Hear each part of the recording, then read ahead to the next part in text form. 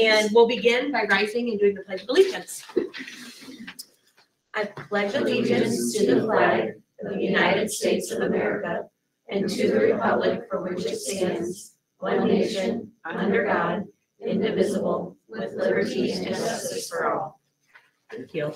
And as we move through our meeting tonight, we'll keep in mind our strategic priorities of academic excellence, recruiting and retaining quality staff, resource management, and community relations.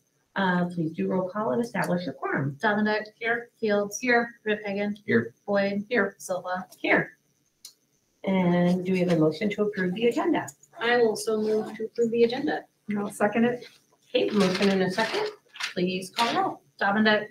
Aye. Riphagen. Aye. Fields. Aye. Boyd. Aye. Silva. Aye. Okay, now's the time for open forum. If there's anybody here to speak, patrons of the district, on behalf of anything not on the agenda. Okay, we will continue to the next item on there, which is consent items. I'll move that we approve the consent items as listed on the agenda. Yeah. Yes, sir. On the, there's a pot O money for each grade. So once we get past like 20, so the 23 and 24 money gets slid into the 2025. Yeah, so anything that would be there, we'd roll over. We just roll over to the next one. I have a super quick question too. What's HSAP? Homeschool. Homeschool systems program. Okay. So Jill Lamore is going to do that for us. She does probably 80% of the communicating anyway. Okay. Last year was Tori Ogden, but now that she's going to be a full-time high school special ed teacher, she's not going to be able to fulfill that role. One of the requirements of that particular position is that they hold at least a substitute authorization license, which Jill does. But she'll be overseen by Karen Sandberg, just the same as Tori was last year. It allows us to still receive that 0.3 funding for all of our students that are homeschooled. Thank you. Mm-hmm. If there's no other questions, would we have a second on the motion for consent items? Go ahead. I'll second. Motion and a second. Riphagen. Aye. Fields. Aye. Dominic. Aye. Boyd. Aye. Silva. Aye. Okay, now we're moving to the resolution fixing the sale date and approving the electronic bidding procedures and approving official statement. Yep, so this is for the second time around for our Pebble loan notes for our solar project. So notice the amount does say $6.1 million, which is the maximum that we are allowed to go to with our Pebble loan notes. The amount that we are going to be selling for or asking for, I guess, is more in that $5.1 million range. So it's not going to be 6.1. We won't need that. But Matt Glassy from Piper Sandler just advised that we just go to that maximum allowable amount. And then when we actually sell it and review those on July 31st, we will be looking more in that like $5.16 million range. Right, 5,160,000. 75 maybe. Yeah, something like that. So the motion is to make a motion to approve then read the bullet point. So on page one, the motion would be, I would like to make a motion for the resolution fixing the July 18th. Yep, that's when, so they'll go out for bidding tomorrow. If it's approved there, and then we're approving the electronic bidding procedures, and then we're approving the official statement for this.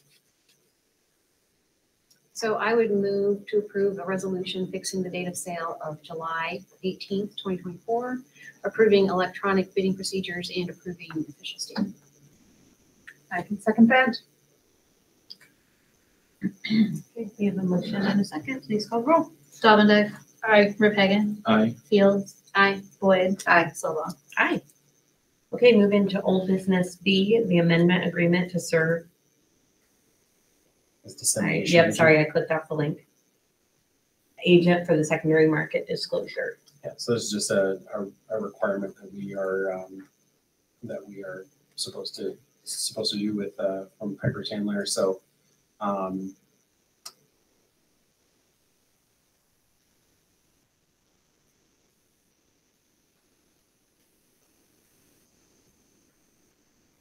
this allows them to act as our intermediary you got it. between the whoever buys the loans and for the notes. And that's- Yep. Does it matter that the approximate value of $5,075,000 is different from the 5.1? Yeah, so that's it's all one and the same, because that's the number that we're going to be looking at when we have if there's going to be different banks or different financial entities that are going to be sending us. It's for around that 5.075. Okay. Some may fluctuate up or down from that, but it's not going to be more than the 5.16 or.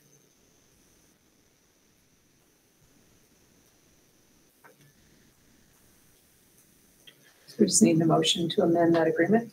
I'll make the motion to amend the agreement to serve as dissemination agent for secondary market to schools. I'll second that.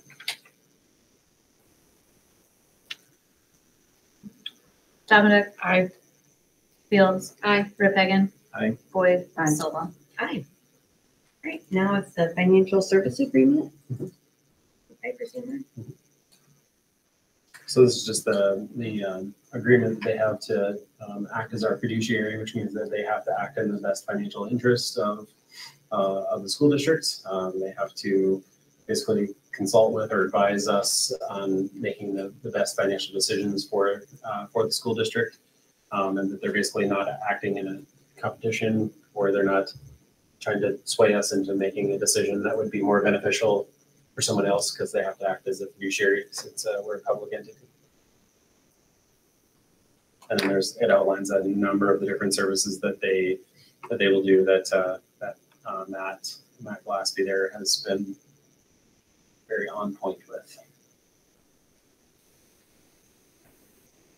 I will make a motion to approve the financial service agreement with Piper Sandler. I will second that motion. Dominic. Aye. Ripphagen. Aye. Fields. Aye. Boyd. Aye. Silva. Aye. Okay, now we're moving into the board policy readings 505.1. So it's just the student progress report and conferences changing trimester to semester. No other changes. I'll make a motion to approve the second reading of board policy 505.1 student progress report and conferences. I'll second that.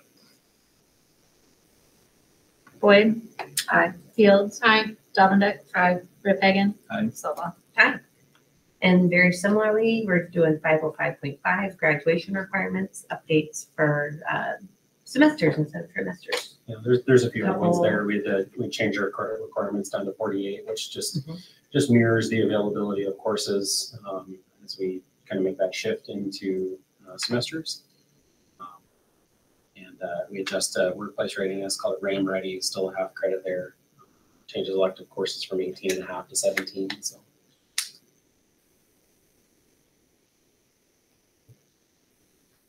I'll make a motion to approve the second reading of board policy 505.5 graduation requirements as presented.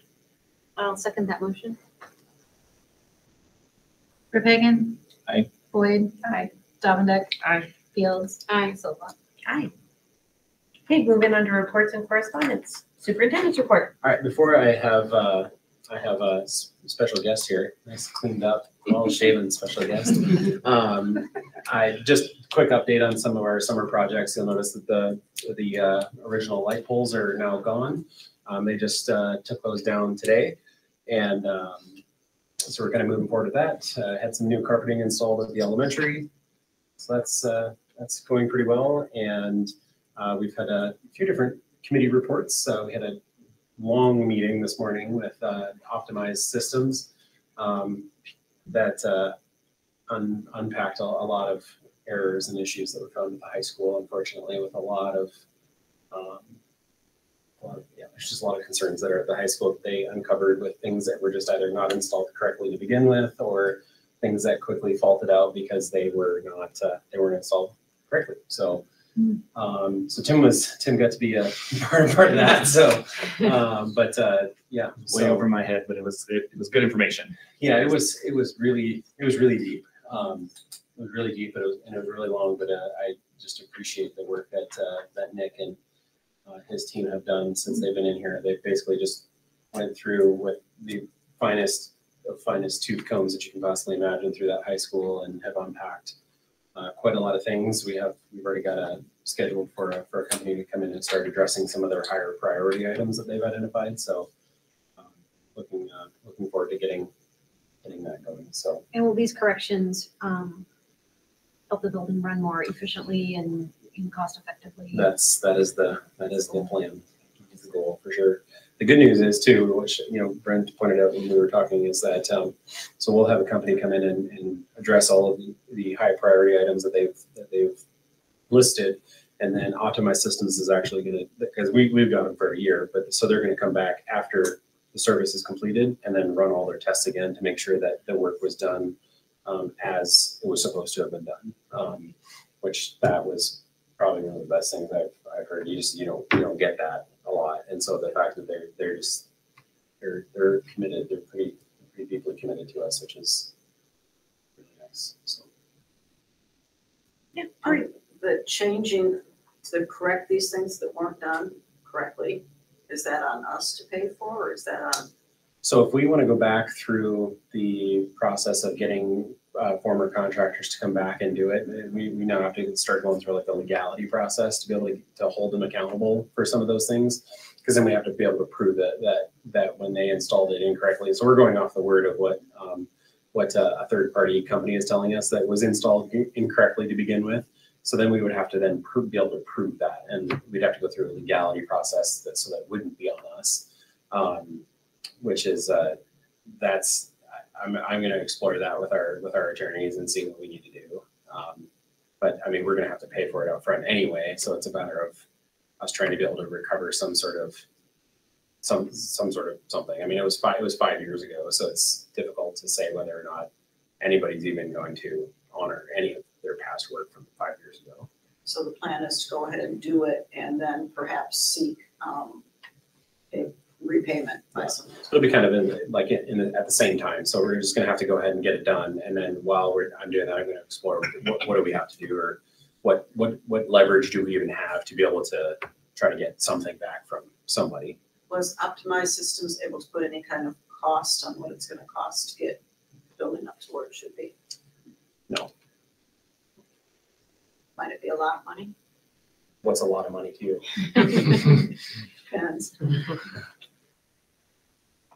So no idea, no ballpark figure on that. I don't want to say a number and then be way off one way or the other. Thank you. Yep.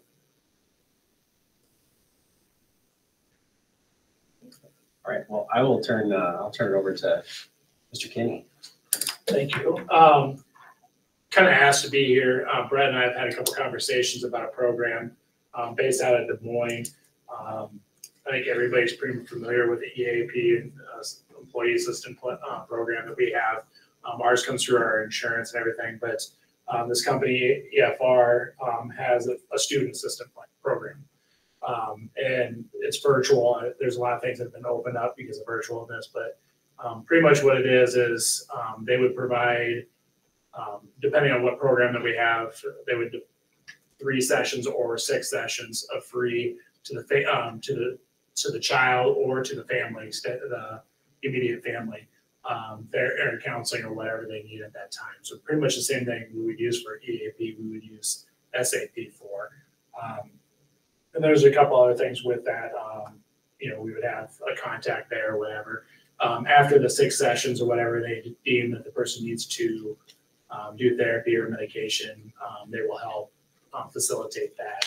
We still have all the other, there's some therapists that do come in. We still have classroom clinic that we use and everything like that would help transition that. But it's just one of those, it's a 24/7 hotline that comes with it, with master's level therapists in Des Moines, Central Iowa. So it's not somebody that you're going to contact and get a phone call to New York or whatever. So just one of those, another thing that we'd like to put in place for for kids and families. I really like the idea of being able to have something for parents. I know, I'm assuming all the other counselors get it, but a parent that's really struggling with things and talk, when they start out talking about their child, but then it instantly goes into them when they're struggling and everything. So being able to give them a phone number that they can get in touch with somebody would be a wonderful thing.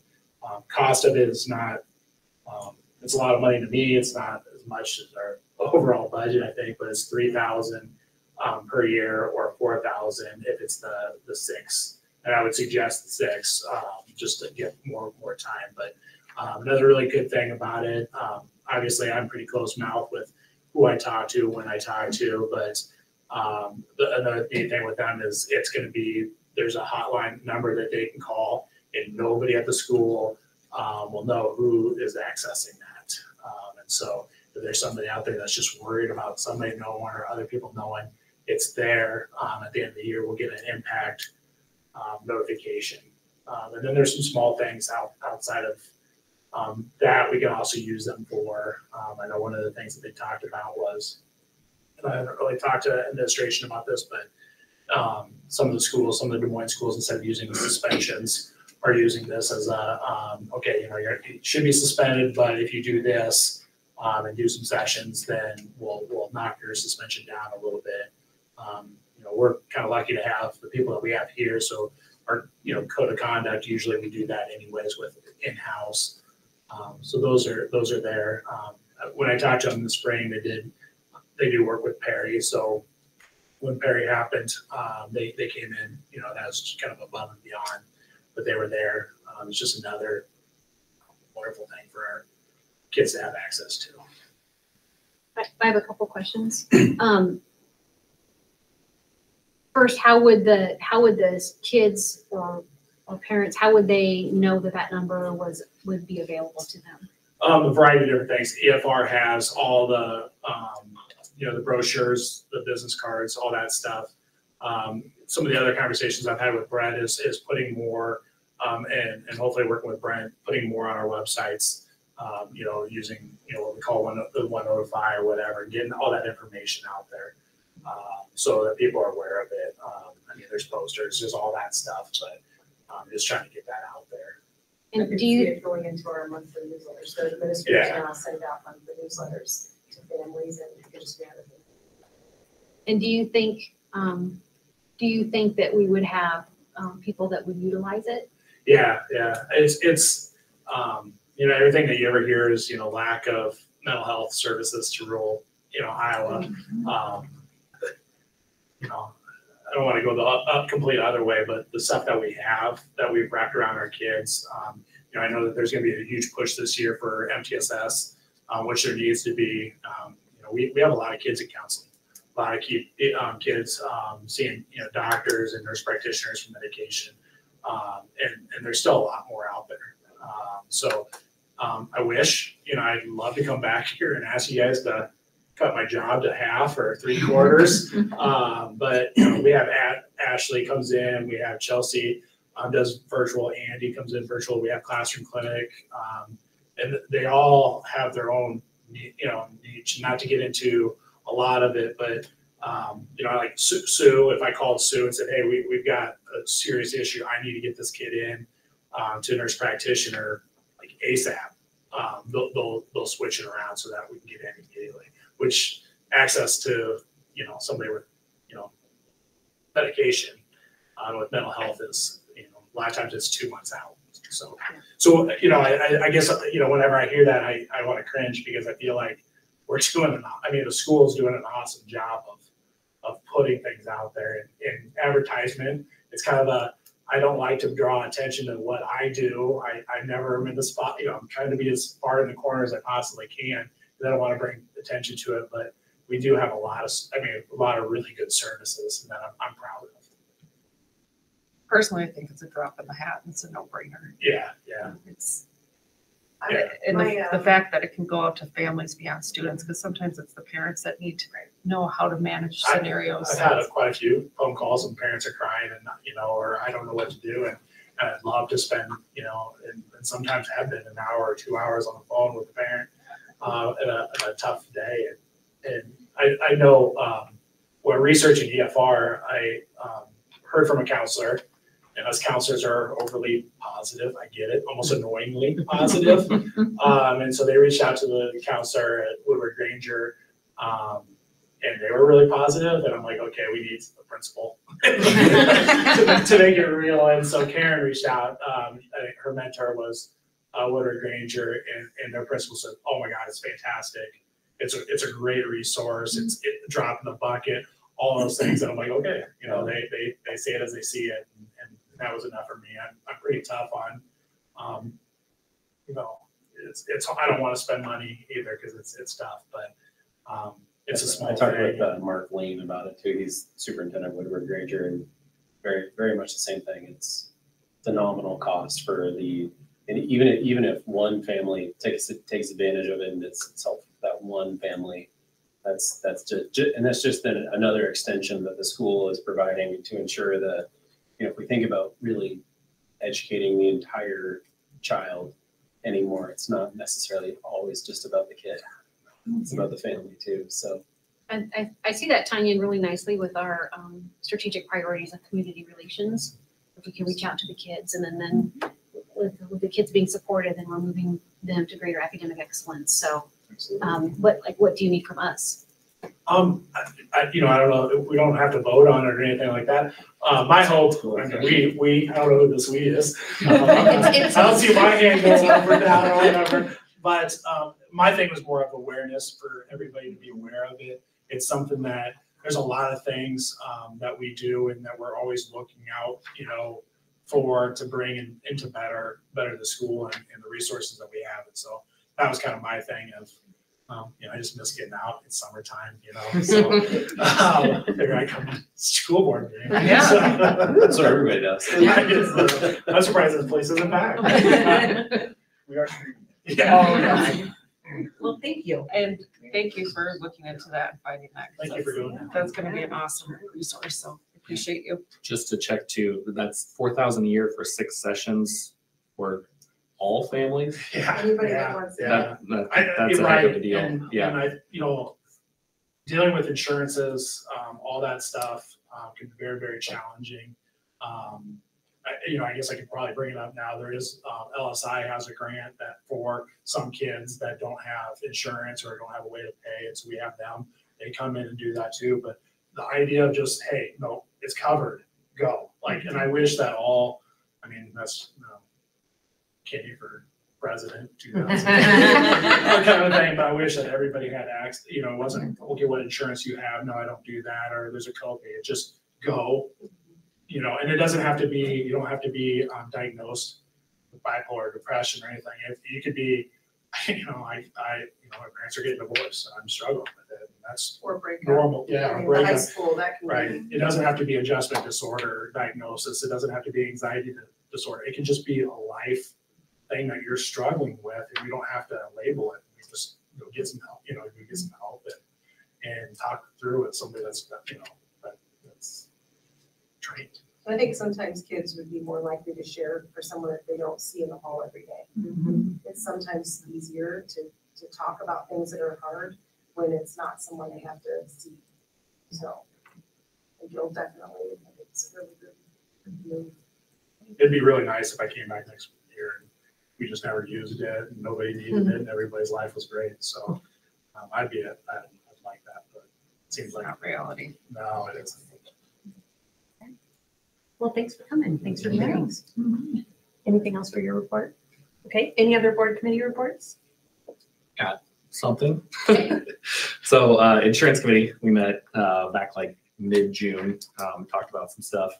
They are, I think most people know at this point, but insurance is going up. So there is like a 1% wind and hail deductible is getting added for each building. So we kind of reviewed how that all worked, because with the way we were going with our previous deductibles, we would have to pay, in my opinion, a boatload of money for each of those buildings if anything happened to that.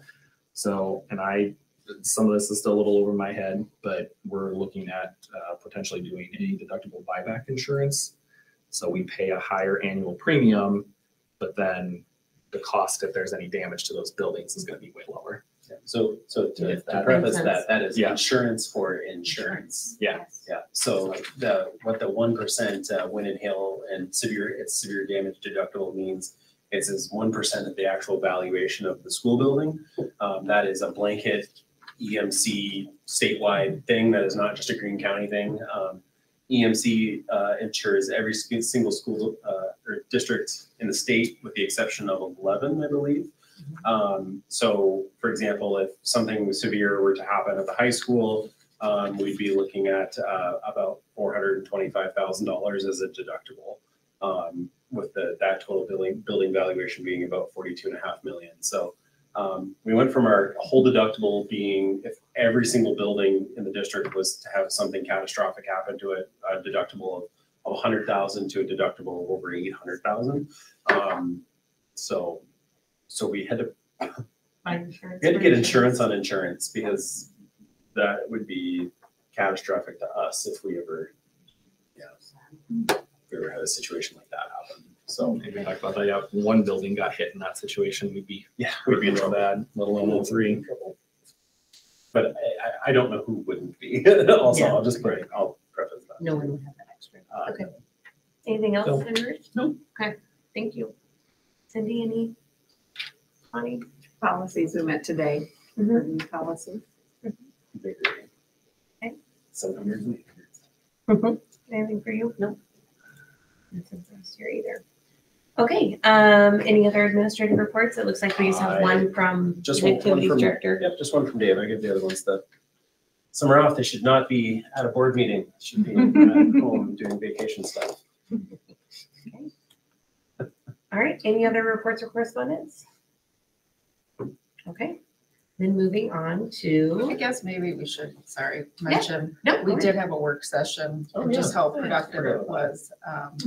It was looking at high reliability schools, and we came together as both the board and the administration team. And overall, it was just really nice because we don't all sit down at the table together. We just sat through and talked about what our priorities are and where we want to move forward. So I think that's important. thank you, because I did forget that and I was supposed to do that.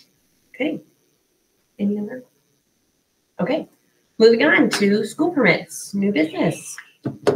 Hey, Emily. You're the lone one tonight. Lone Ranger. So, what we have everybody do is stand up, say your name. It doesn't matter how far you live from school anymore, but why would you like a school permit? My name's Emily Ball and I would like my school permit because I'm in school sports year round and morning practices have already started. And it's nice to not have to rely on my parents because they have to take off a lot of work to have to bring me and my siblings to sports because there's 2 of us in high school and then 1 of us in middle school. So, this is not your first rodeo with school permits, but school permit changed July 1. Okay. In case you did not know that. I think we kind of went over some of that earlier. So I just want to highlight a couple of things that are important about your school permit. Ultimately, it is the responsibility of you and your family to make sure that you know and follow all of the rules. But just a few things that I'll highlight that have really changed from previously. You can now drive 25 miles. That's your limit to home or school-sponsored activities. You still need to take the most direct route from point A to point B. You can use your school, it's not called school permit. You can use your permit to drive to participate in extracurricular activities, still within that 25-mile radius. You can drive, if you decide you want to take the bus, you can drive to the bus stop, get on there, head into town. You are still allowed to stop and get fuel when you need to, but Ogden's it's less than 25 miles away. You shouldn't be driving to Ogden to get fuel. You want to still, keep it on your route.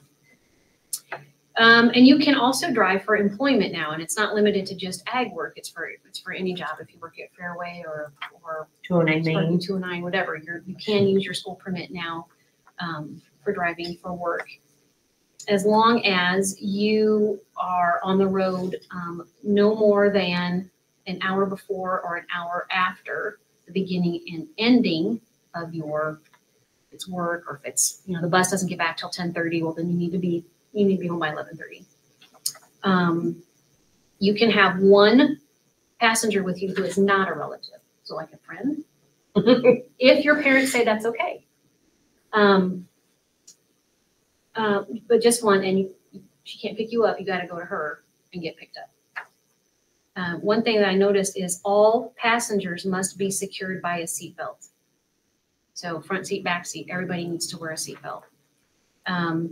Now they've kind of loosened some of the things, some of the restrictions. You can drive a little easier, but they've also increased the penalties. They're a little stricter. So if you get a ticket, traffic violation, which includes not wearing a seatbelt, that's 3 months that you're suspended.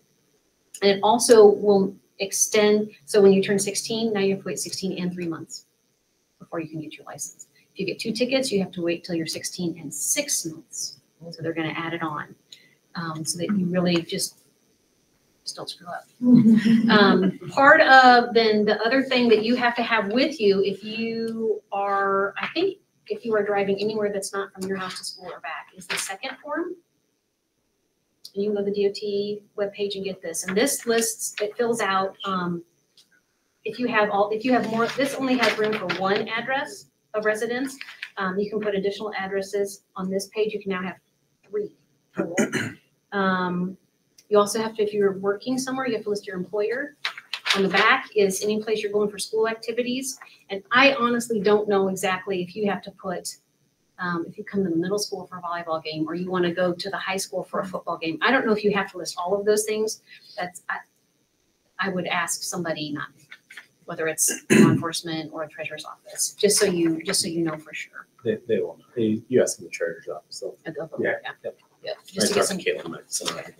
Just to get some, if you have any questions on that. So those are important things to us. And with that, I will make a motion to approve Emily Ball for school permit. Second. Oh, I heard Connie first. Yep. So. Sorry. Nope. And then Bonnie will, after they call. Rick Hagan. Aye. Jovendick. Aye. Fields. Aye. Boyd. Aye. Silva. Aye. Now, if you want to bring your form up, Emma, I will sign it for you. And then you guys can leave if you would like to, or you're welcome to stay. School board meetings are part of your school, and if you want to come back and listen to. No phone while driving. Oh yeah, no phone while driving. Gosh, I don't even know if we have to sign this. Yeah, there's still a spot. Public schools students Name of school, accredited non-public, oh wait, the top one. in the middle. Name of school. Oh, maybe we don't sign it. Yeah, there's a signature. You could be completed by authorities in charge of school. Oh, down at the bottom. No. So you think you'd have to sign Public it, school otherwise students yeah, they need wanted it by school approved board then? chairman. Like Here they we wouldn't go. even need to be Here here. New forms. First time, sorry. Okay. Right in the middle, I think, there, Yep, I see it. Interesting spot. since we are a public school. What's the district form number? 4168. So would we also sign for homeschool kids? Or who would sign for them? If they're Homeschooled homeschooled but students. registered or enrolled to us, yes. Then- So yes, By they their still- primary applicant's instructor. Okay. Sorry, they have more on here than we have to do. Thank you for being the first. Yeah, just one here, I wonder where they're going. You got that at the courthouse? Yep. What practice has started already? Basketball and volleyball. Camps with basketball, right? Okay. Yeah. Not practice. I was thinking there was a practice. They're optional, Oh, but if you Always. want to start, you better Thank you. not make them optional. Which then makes it question, is that a school activity? Thanks, guys. Thank you. Hey, thank you very much. Drive safe. See you, Okay, Bonnie. moving on to fundraiser requests. We have one from the middle school for Kona Ice every month. We have a motion to approve. Or any questions? This was insanity when they did it last time. Are we The gonna know, amount of money they fundraise. will we know what days it's? Okay, good. They're Is gonna it good coordinate so it's insanity? like the same every month. So if Okay. it's like the second Friday or the fourth I Friday or whatever. it's Personally, I gonna think be. it should be the second Wednesday of every month. And it Do you also know has like how a much coffee they truck made? or something. I don't know the exact Yeah, dollar so amount, some I just probably know that the teachers. line was Yeah. Oh, I don't drink coffee. Well, so they if I thought remember it was Kona gonna be Ice for all 1,500 the to teachers. 2,000 Yeah. total. I think that's through the 10 months. Oh, okay. I was just. That's the I 20% was gonna say, of the sales. If I felt like Teachers, it teachers, staff staff is free free Kona Kona. and bring their coffee truck to honor teachers. Oh, they have a okay. I missed the coffee truck part. That sounds like a good deal. So to me. anyway, do we have a motion? Sorry. I'll move that we approve the fundraiser Kona Ice as presented. Brent needs to know I'll if it's second. iced or hot coffee. Okay, we have a motion and a second call roll. Oh, who was the second?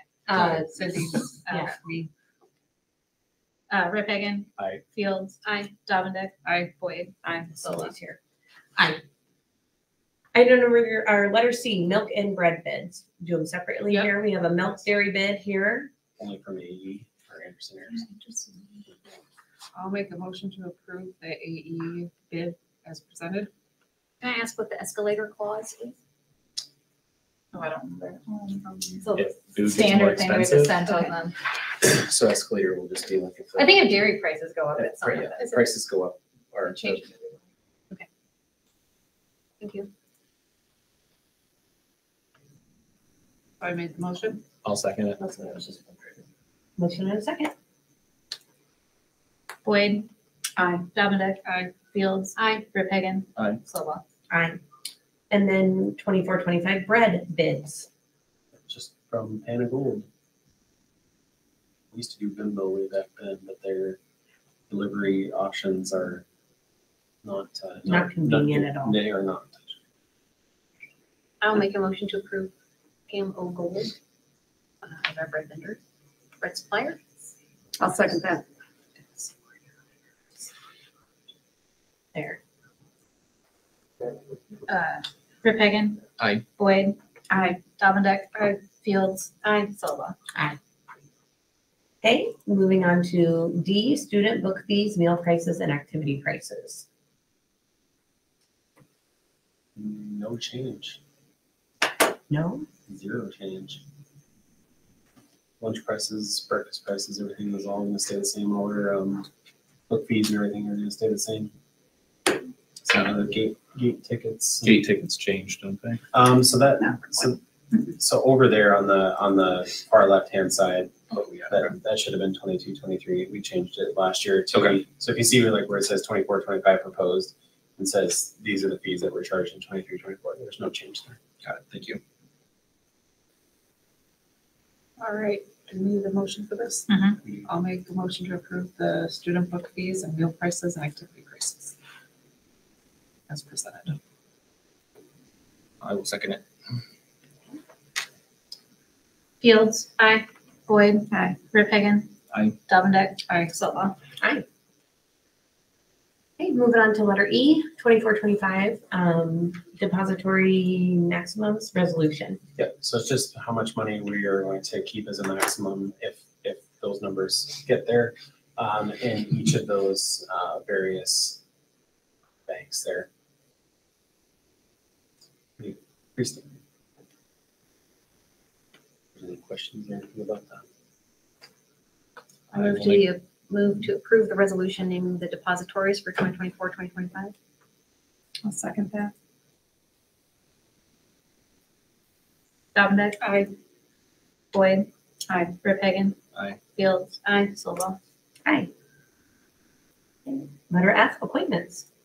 Yeah, for treasurer, we have Teresa Hoyle. For our legal counsel, we'll use Luma Peterson for the large majority of the work that we do. And then secretary will be Laura Marshall.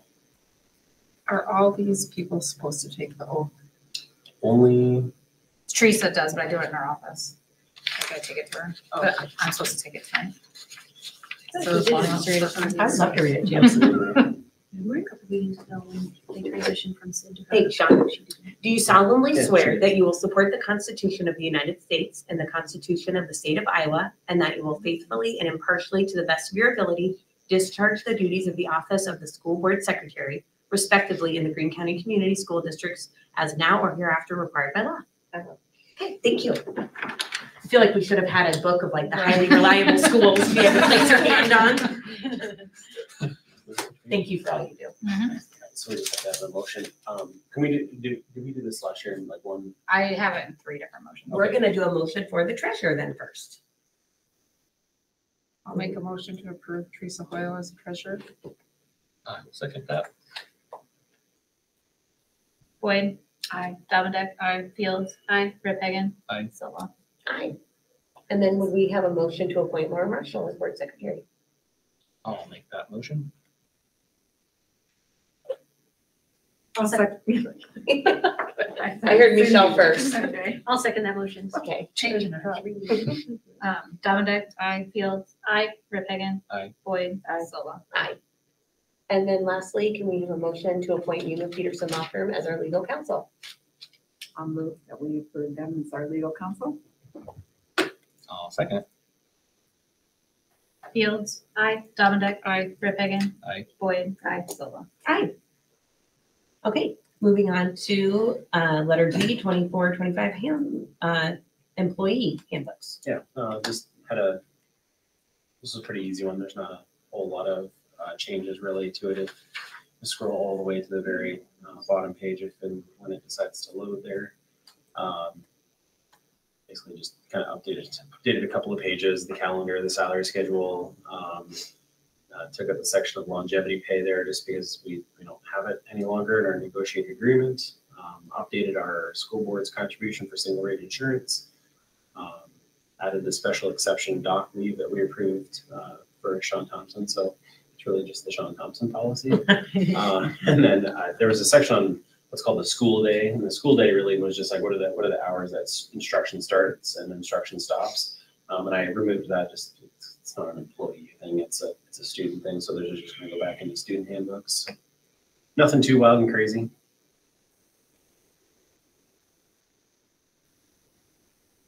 And I've already virtually met with Sean and Heath, and they kind of gave their thumbs up on it. So. For non-positions that don't necessarily start from 8 to, or 8:40 to 3:40 or whatever, do those people still have to be in the building technically at those same times as other teachers? I.e., like parents or music or anything that's a salaried position. Yeah, so any salary position, they all have the same like 8 hour. That's what they're supposed to. Yeah. Okay. Yeah. They're supposed to. I'll make a motion to approve the 2024-25 employee handbook as presented. Yep, go If you ahead. look at number 5, those We have the numbers, motion? those numbers are different. So What page are you looking at, Michelle? So the 2023 4 should have read 749. So when we increased it, it became 779. So the amount that was in there, that was actually in there from last We're looking year's. at number 5. That one I was didn't wrong. update it from the year before. Okay. I forgot Okay. to do that. So that's- insurance went down from last year? No. No, no. Okay, that didn't.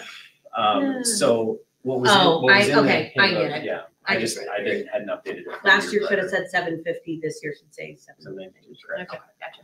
Thank you. So do you need a second? Yes, we're looking for a I will second. second the motion to approve the 24-25 employee handbook. Rip Hagan. Aye. Boyd. Aye. Dominic. Aye. Fields. Aye. Silva. Okay, now we're moving to student handbooks and we're doing these individually. Mhm. So first off, the high school. Student family handbook.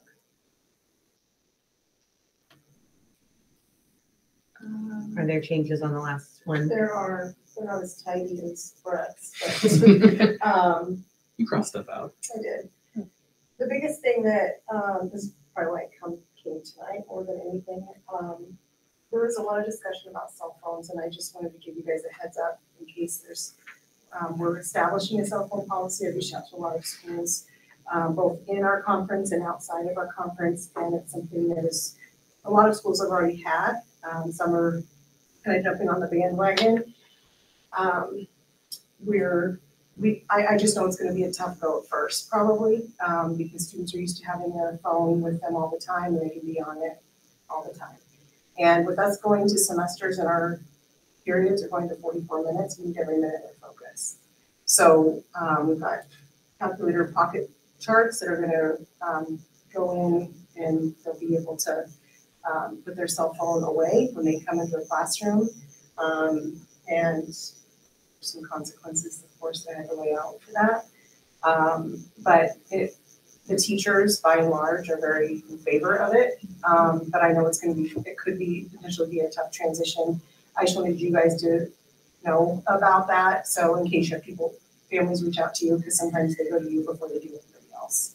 And that's just something that we're really looking at, just trying to make sure that we have a captive audience every minute that we have in class. So. I So- think personally, Yep, I had one of those. Does everybody have the same thing then, I ordered them all. so that everybody has the same thing? And you'll probably have to personally go down there and get them if they won't put them in there? I mean, I feel like that's all you're gonna do the first couple weeks. Which I think the teachers will like it too, but they don't know the disciplinary part. Yeah. Gonna take a lot of time. It's spelled out in the handbook. Yeah. But I think it's important, it's a fight I'm willing to fight, Yeah. because I think it's really important. Yeah. They can still have them during lunch, they can have them between classes. The office has phones, every classroom has phones, there is no reason for kids to be on their phone when we are trying to make sure that they're getting a quality education, and we can't fight that fight, or have their phone in their hands. Besides relying on parents to read the parent handbook, which as a parent, I will tell you, I'm like, I've read this 11 times. I don't need to read. Yeah. What else are we doing through community relations to try and get this out and let people know it's going to be hard, but it supports our goal as a district. Yeah. I'm glad you asked that, because I was waiting for this meeting to get approved to start talking about it online. So I've got some Canva things created to start sending those out, to give them the heads up that it'll have the approved handbook linked in there, but it's going to highlight the things. So that's probably the biggest one. We also have an attendance requirement if they want to go to prom. So if we have kids that are gone 50% of the time, they're not going to be able to go. I don't remember the percentage we landed on in there, but also freshmen will not be going to prom. Those are some bigger ticket ones that people will be open campus. You not only have to be in good standing and a GPA, you have to be passing all your classes. It was just a 2.5 GPA, but you could be getting an F and still have open campus, and that's not okay. So if they have to have a 2.5 GPA and passing all their classes in order to have open campus, and that's just for seniors. Juniors will be allowed that opportunity to, if they meet the criteria, the fourth quarter of their junior year, to kind of give them something to work for. So to answer your question, those few that I just rattled off are going to be kind of demonstrated out a little bit more in public view, a little bit more, because I don't want there to be surprises. And the earlier they know about it, the more they can just come to terms with it. and I appreciate those changes especially. I think they're all positive. And I know it's gonna be a fight, so you got it. You can do this. Maybe we should start practicing at home. Hand me your phone. Yes, not a problem. Yes. There was probably 6 or 7 schools. One that stuck out to me, and that his reply to me was from, is it Lineville Sully or Lineville Sully? Okay. He said 2 years ago we started this, and his consequences are way harsh. Like, they're harsh. It's the first time you refuse, it's a week without your phone at school. It's just, and so they have not had anyone get beyond the 3rd strike, and he hasn't fielded one call from a parent. Well, and So that gave me hope. correct, and I would say if you do have issues, please come back to us, and yes, we can make the consequences harder so that they aren't just like, it doesn't matter. So they're not just trying to bulldoze that. A question that I had, and it's kind of related to policy because there was something mentioned about AI. How are we teaching our students to use that correctly? So that is something that's been at our administrative teams every month. I go to meet all the conference administrators meet and have a meeting in AI. It's been a conversation in districts everywhere, not just ours. But I think it's a place to grow. I think some of our teachers are just kind of scared of it because they also don't know how to use it and how it can be used. And I've told my teachers that when I was getting my master's, one of my final projects, we were told to use AI. Like, you have to learn how to use this because it's not going away. It's the new Google search, you know? So we need to be better. That's definitely something that we are, that we could grow and improve on. We have something called Turn It In, thanks to Boost.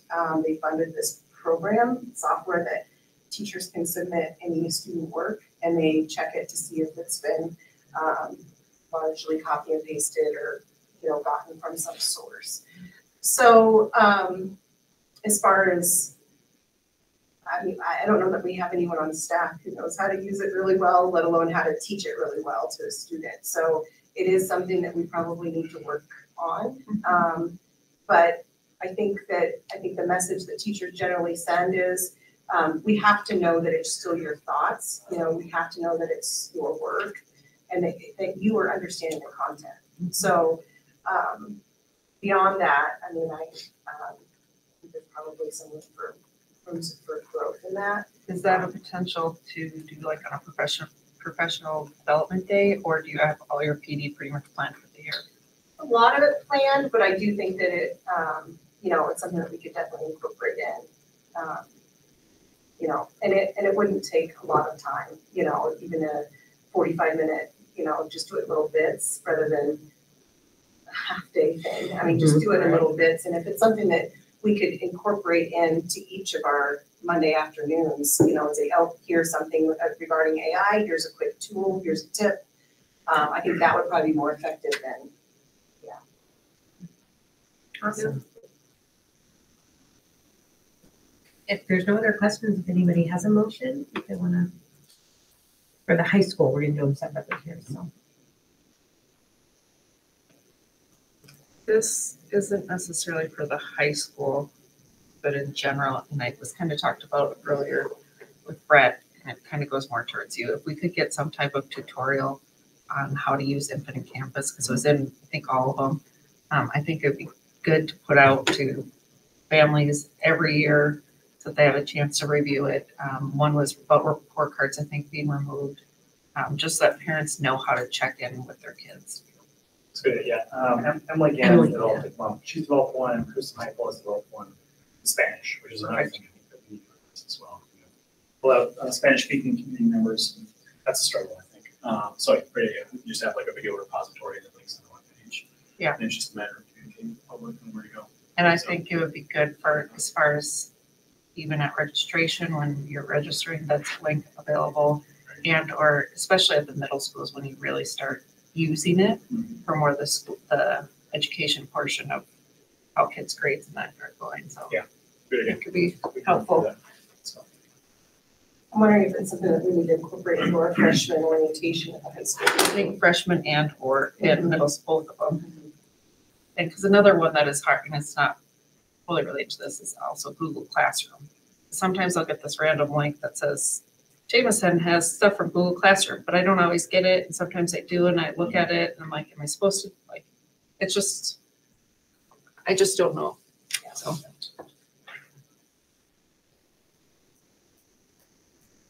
But other than that, I will move to approve the high school handbook as presented. Thank you for your due diligence. I'll second that motion. Boyd. Aye. Verpagan. Aye. Davendek. Aye. Fields. Aye. Silva. Moving to middle school handbook. She had 2 pages at the end there of updates. Every time I popped by to see how she was doing after school year. Just handbook, just move.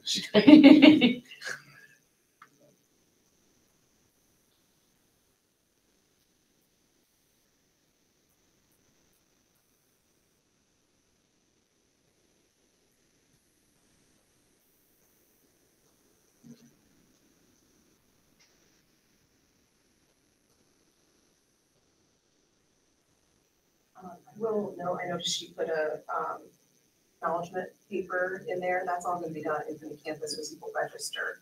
So that's a new, last year it was a new state requirement that they have to acknowledge they received the handbook, but they passed that before we could get it added to Infinite Campus. Yep. But for this year, all of them will be able to, and that was kind of a trick last year, trying to track families down to do that. But we won't have to do that with doing it on Infinite Campus for registration. They actually won't be able to complete the registration until there's like a box that they'll have to check that says they have received a copy of it. I'm sure they read every word.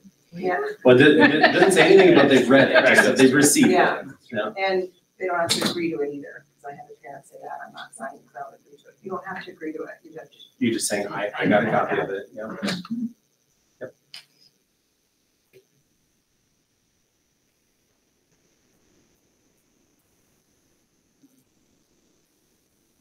Nothing else that was really, there's a lot of updated language.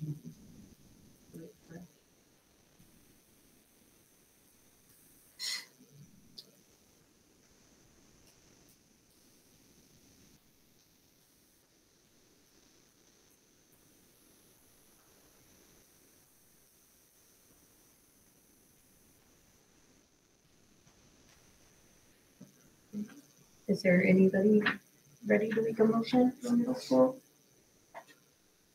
I'll make a motion to approve the 2024-2025 middle school handbook, student handbook.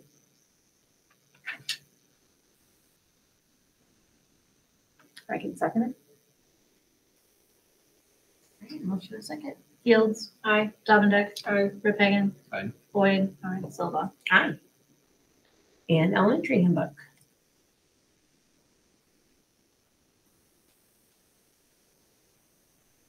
Roger kind of did the same thing that both Karen did for the shipping page at the end here.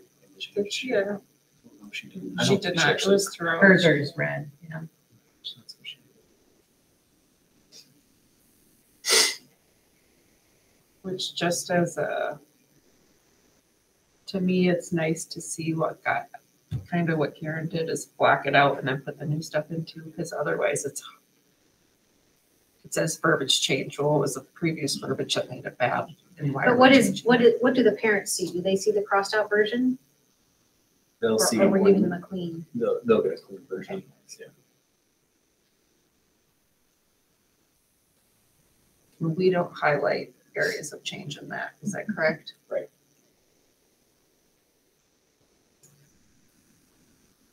Other than some of our cell phone, that'll be highlighted because of.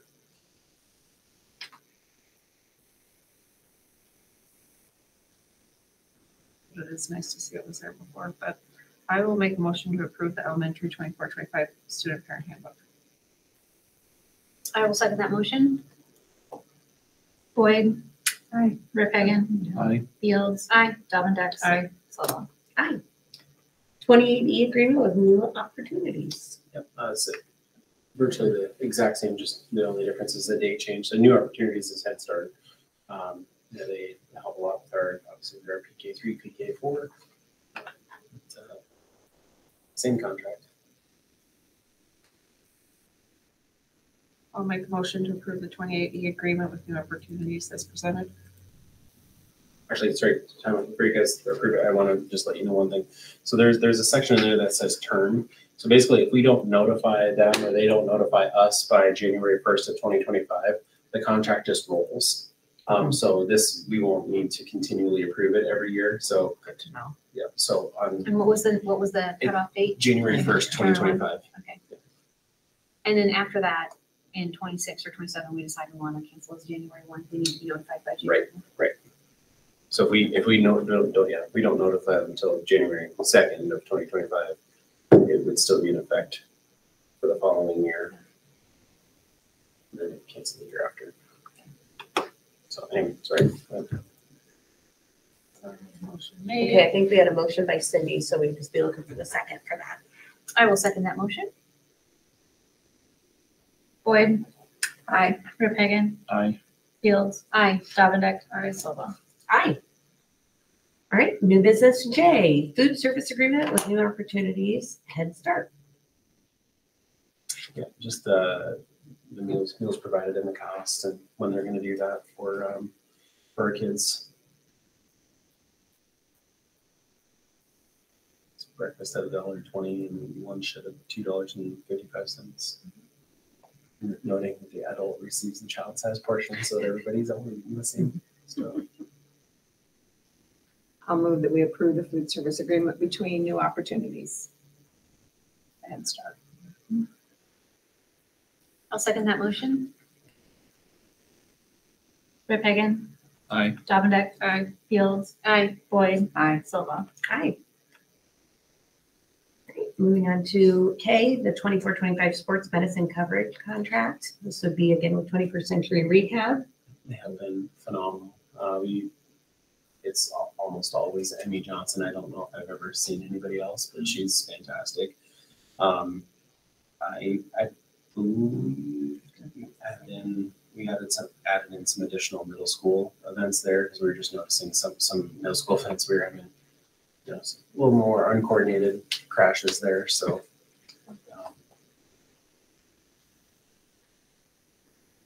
I'll make a motion to approve the Greene County Schools 24-25 contract with 21st Century Rehab.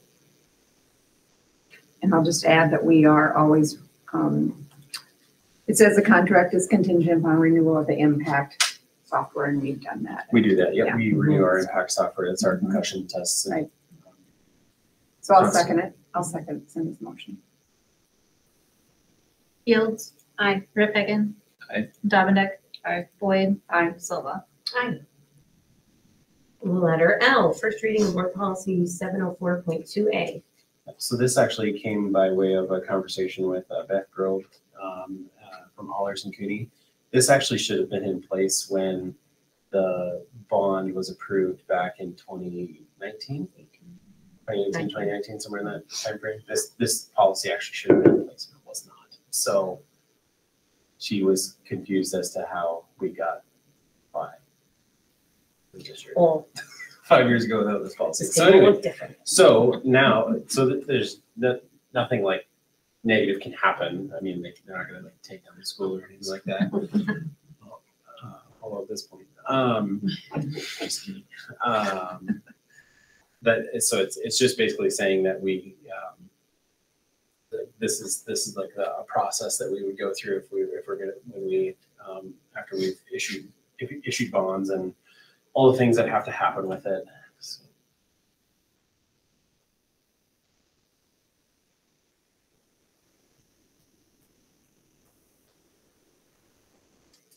I will make a motion of the first reading of board policy 704.2A post-insurance compliance regulation for tax exempt obligations. I will second that motion. Boyd. Aye. Rip Hagan. Aye. Davendek. Aye. Fields. Aye. Silva. Aye. Okay. M, review policy 705.5 to 708. Connie, any comments on? No, I was just looking at that.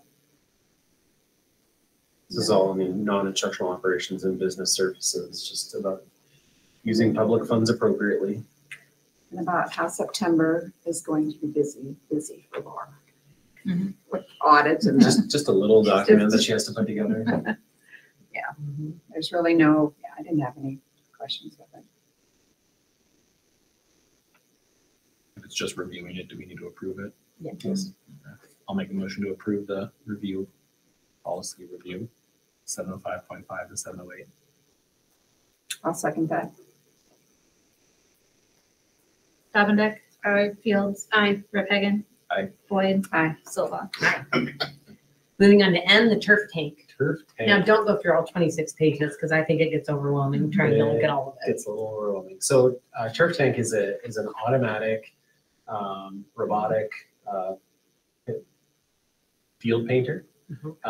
So we had a demonstration done by Turf Tank, would it be 3 weeks ago? Was it July 1st or 2nd or something like that? And they came out and did about a 30-yard section or so of our practice field just out here. That 30-yard section took, Not very long. half an hour maybe for them to paint. That included all the numbers, all the hash marks that painted the whole end zone, and they went all the way through that. So just several schools in Iowa that actually have one of these. OABCIG, or Otago, Arthur, Battle Creek, Ida Grove is the closest. That's not Iowa State. I talked to Matt Alexander, who's their superintendent up there, and he said the amount of time that they got back by using this is pretty incredible. So they have multiple fields in multiple cities, so they can actually put this thing down. Their guy can then leave, go, to a completely other city, and this thing will just go do its thing and paint a whole field. It can do, if you get the pro version, it can literally do nearly anything, as long as it's programmed in there. For us to do any of our track and fields, if we really needed a grass track, it could paint us a grass track. But it can do like a discus and shot put, and it'll paint all the lines and all the grids. We won't have to mark or measure or do anything. So that's what. Yeah, so there you go. It'll literally paint a grass track if we ever really needed it. It'll do a football field in about 3.5 hours, as opposed to man hours. The initial setup. If you've ever had to be a part of setting up a football field, it is about the most tedious 10 to 12 hours for 3 or 4 guys that you've ever been through, to get it all lined up and square and get all the yardage markers correct and everything else like that. And this machine will do it in a little over 3 hours. And all you have to do is just push a few buttons. How many locations would we potentially use it at? So we would use it on our obviously Linduska. We'd use it on I'm just speaking of football anyway. We have 3 other practice fields that we paint, and then we also do the one back here for junior high. So we actually use it on 5 total fields. For soccer, we would have it on 4 total fields, because Greene County Youth Association wants to be a part of it. I don't know what their contribution would be, but they want to be a part of it. They use our painter as it is. I talked to People's Bank. They want to make a small contribution to this as well. And then Bob Allen and Home State Bank, are they going to take it and rattle it around with their people to see if they will contribute something to it as well. So so we can do an annual subscription on it. It's $16,000 a year, and it gets you everything that you see there under the pro package, or we can buy it outright for $61,000, and then it's a $5,000 per year after that, and that $5,000 gets you $3,000 worth of paint, and $2,000 in parts, service, labor, maintenance. And the thing to remember too, leasing is kind of complicated for schools. Leasing is a pain in the neck. Right, it's financially complicated. And you could use it on softball, baseball. You can use it on softball, baseball, Not just grass. track, lacrosse, which we ever had lacrosse, football, soccer. I think there's a list of all the different activities that they do. But yeah, you could use it on baseball and softball. Machine weighs about a little over 100 pounds, so it is a 2-person. Or if you have a small trailer, it can drive itself up onto a trailer, so it wouldn't be that big of a deal. And then when he showed us the cleanup portion of it, is he just had a bucket or a canister of water, and just put the hose in the water, and it just basically rinsed itself out in 20 seconds. So, it's like, well, when it comes to an obstruction, I was like, well, I'm going to be that guy to figure that out. And I stood in front of it, and it ran into me and then stopped. And then it sends an alert to an iPad or a phone or whatever the app is, and says there's an obstruction in front, and then it'll back up and then go forward again and see if the obstruction is still there or not. And if it's not, then it just drives around in a circle, gets back on the line, and off it goes. And then I went up behind it and kicked it in the back just to see if it would stop there. And of course, yep, stops. The same thing, drives forward, backs up to make sure the obstruction's not there again, and then drove around in a circle and came back and off it went. And those lines were no offense to Sean DeMoss, but they were the straightest lines you've ever seen on a practice football field. Use GPS then? It does use GPS. It's got its own independent GPS too. So it's there's a little tower that they have to go. Station. What's that? Like a base station. Yeah, yep. So it's got its own little tower basically, and it just runs off of that. So that they'd come in and basically grid it out for us more or less. They can do all that through GIS too. They don't even need needs to be. And who would operate it, program it? So they'll So help us get it all set up and get it operating and make sure that it's all kosher and ready to go. And it is honestly as simple as like it's almost like playing a game. Like you take it to your location, you set up its GPS pole and then plug it in and say we're on the football field. It'll figure out where it is and then just off it goes. Then it would be like Adam Snowgren or Sean DeMoss or whoever's in those positions. Mm-hmm. Would be the- And Sean and Adam were there during the demonstration and were easily able to handle it. Would not be one more thing. Can you do more with it than just lines? Could you paint lines? They said parking lots. So yeah, it'll do parking lines, but it'll also, so one of the things on the pro package is it gives you a customized logo. So you can, so we could load the Ram in there, load, like roll Rams, we load that in there. And, Still never took off. I mean, it was there. We could, like somebody lost a bet, they could do skull Rams, something like that.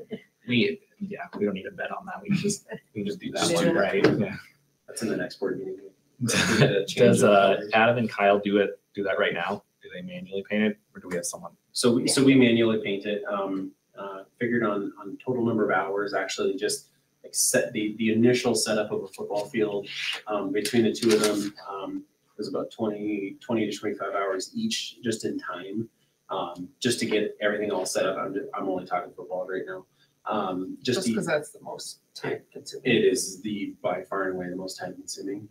And then they're painting, repainting that field every single week for the entire duration of the softball or the football season. And then same thing with soccer. With soccer, we've got 3-4 fields that we paint and constantly repainting. So were they? I'll say, what's their opinion? Were they pretty excited Sean about this was possibility? Over the moon that I Okay. would even. I didn't allow the demonstration, but it was over the moon that we would even have the conversation. I didn't realize it took them that long, and they had to do that every week. That's a good chunk of your hours for the week right there. Yeah, if you think about just time alone, during the football season, they probably spend anywhere from 150 to 160 hours. So this is just a one time, they do the field once, and if it rains or whatever, this machine doesn't have to. You'll need to repaint the field again. Oh, Yeah, okay. it's just that. So instead, like for example, Okay. so one of the things actually that they do, or the way the machine works, is that it'll paint one half of the field, and it'll kind of stay down on one section, and then it'll flip around and go paint the other side of the field. It'll kind of box it in first, and then it'll go to the 50-yard line and works the 50-yard line one way, and then it'll come back. And they said the intention for that is so that if you wanted to be on the field at the same time and mowing, so you could be mowing while they're painting. Wow. And then by the time it's done painting, it's a typical dry time is Wow. a couple of minutes or less, and then you can flip back and you go. I didn't know how long it took either, but it explains why they didn't, the band director had been wanting the practice where they practice marching band to prepare for the home football games, wanted that field out there painted to help them practice and because they have band. Anyway. So we could program this to come and paint it for them. Right, but that makes sense why maybe it hadn't been done in the past. I have no idea how long weeks that took. When they're already painting all these other fields, but this would allow our band director to, he's been asking people to. And this would come out of Pebble, correct? It sure would. So one of the things actually that I've had multiple conversations too with others to talk about contributions to this too. It's more of a nicety, but with you can get it custom vinyl wrapped. So I was like, well, who wants to pay the most for it? You know what I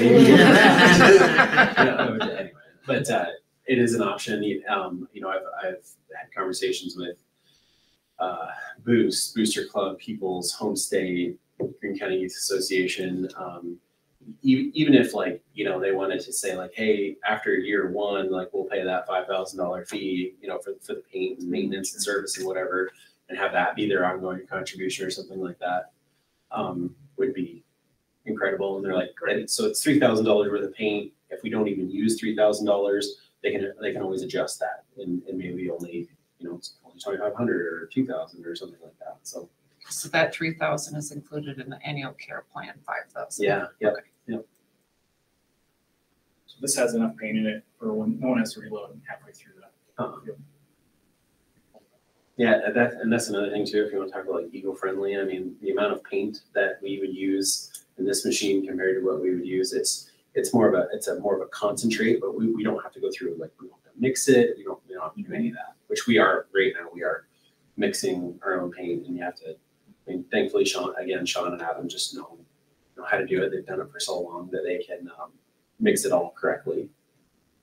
And then as far as needing this now versus later, you did say our current machine is at its end of life. Is that correct? It's probably got another, we'll be limping for the rest of the season on it. And the replacement bottom end cost is somewhere in the $24,000 range, and that a higher tier machine is over 30.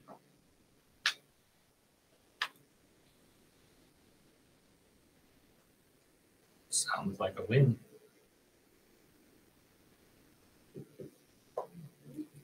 So at this point, are we approving a purchase of it? Do we want to wait and see what we get, contributions from other? I would say we people? just make a motion to approve the 61,000, not to exceed $61,000. Well, and Plus he did the say July 5,000. 1st that people were ordering now, like to get them in. Mhm. Now is when they're selling them so much. And it would be here for, this season. Yeah. It's a pretty darn quick turnaround, so we you know, it's like place an order tomorrow and probably be here Monday or Tuesday. Okay. And I mean, we'd have to set up, obviously we'd have to probably set up like the implementation of it, so they can come out Oh, right. and go through all of their more training with it, yeah. I will make a motion to approve the turf tank 2, not to exceed $61,000.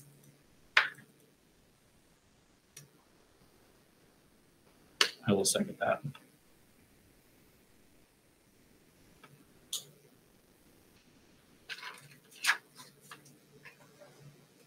And going forward, then this would also be on our bigger grand scheme of plans of Replacement, so it's about a 7 or an 8 year replacement is when they're doing it.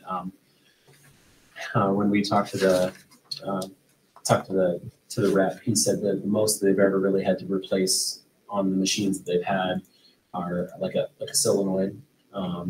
Sometimes you have to replace the spray head on the painter if you're not maintaining it correctly, which I'm not worried about that.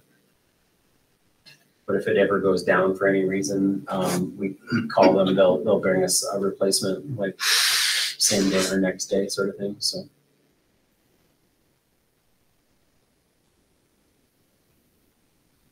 I think battery life they said was 5 or 6 hours, but we'll get 2 of them. It only has 1 in it at a time, so one can be charging while the other's in use.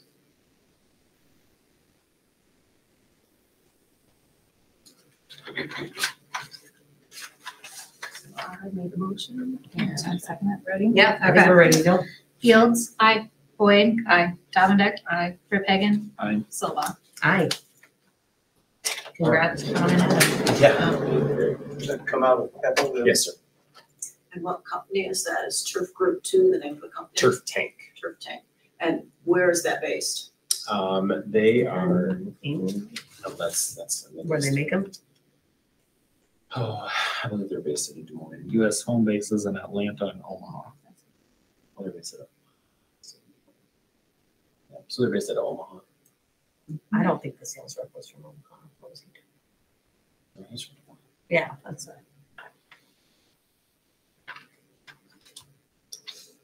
Okay, sorry, waiting on me. Next on the agenda, DLR group.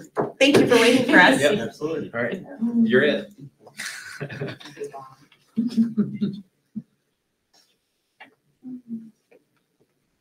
Sit, stand, You can do whatever you need. All right. Well, thanks for having us tonight. My name is Eric Barron with DLR Group, principal, and this is Andrew Van Leeuwen, architect and principal with DLR Group as well. so thanks for having us here tonight. We had a good meeting with Brett and Michelle not too long ago, 3-4 weeks ago, just to kind of understand where you're at in your master facility planning process. And so it sounds like you're at that point. You've done some kind of internal homework, but you're looking at kind of the long term, next 5, 10, 15, even 20 years on where things are going. So so we came to talk to you tonight, just to introduce ourselves, our company to you. So DLR Group, we're an international AE, architecture and engineering firm, but we were founded in Omaha. We're both from our Des Moines office. I've been with DLR Group for, let's see, this is my 24th year now. I lead our Des Moines operations. We have full service architecture and engineering in-house.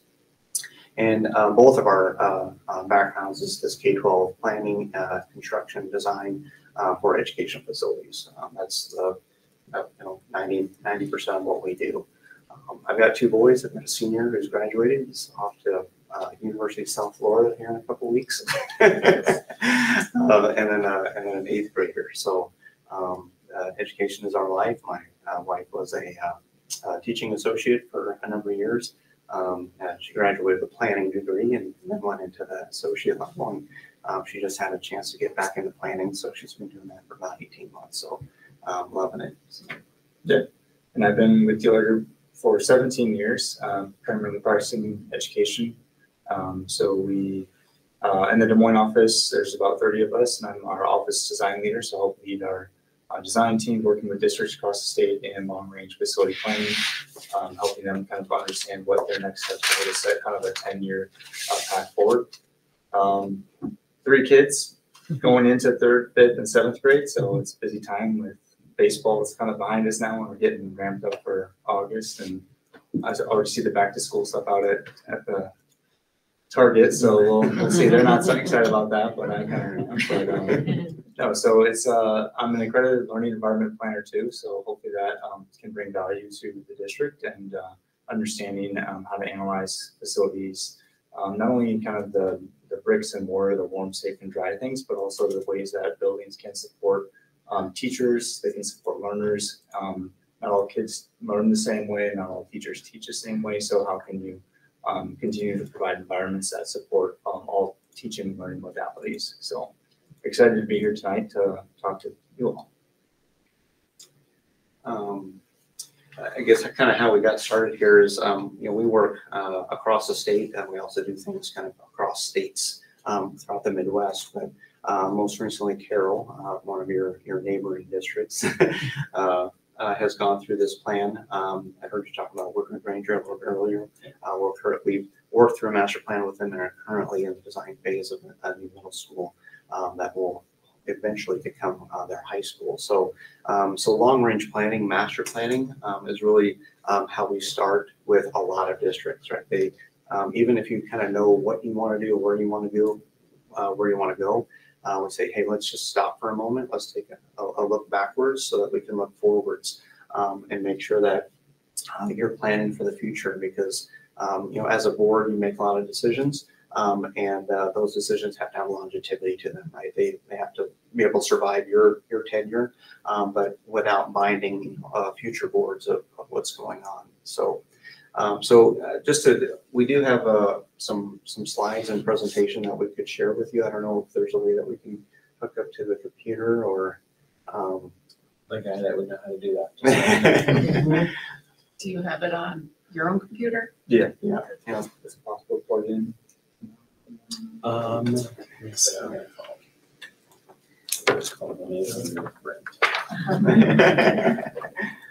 HDMI cord or anything like that. So, You might look just right to the TV. Well, there's like a little USB thing in the back of that TV.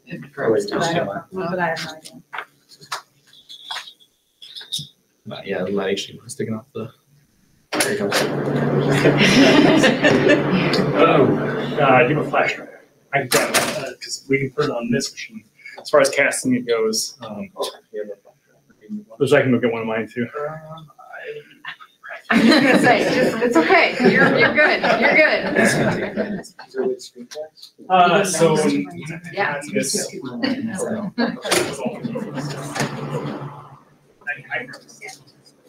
We go down. Yeah, you're fine to walk right around that hallway there. You're fine.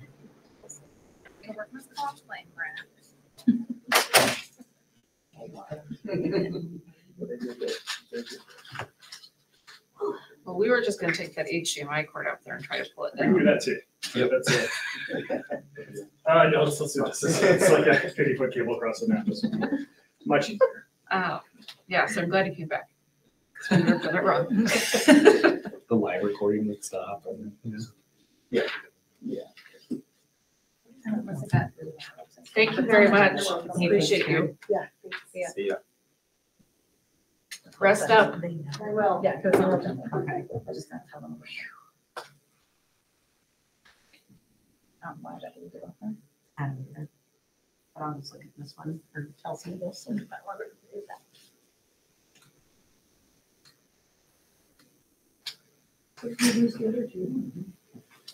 Restroom. Oh, okay.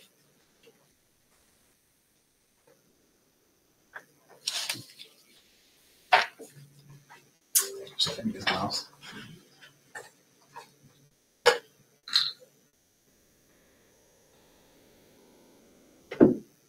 2024.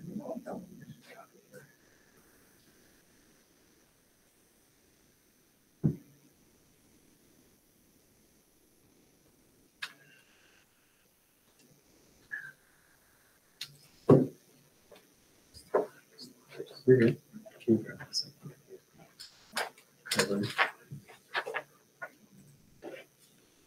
was gonna say, get the cake too, it's really good. I was gonna, but I didn't want to. It's not awful. I will say. Sure. Yeah. I just want to chocolate. Right. Looks like a Swiss You would just roll. give it like 2 seconds and just wait for other two board members to get Yeah, back. absolutely, no problem. We've done over an hour, so we're not used to this. I know. Last night we did nothing. It was weird. Do you want this public? We can put it on stream as well. Yeah.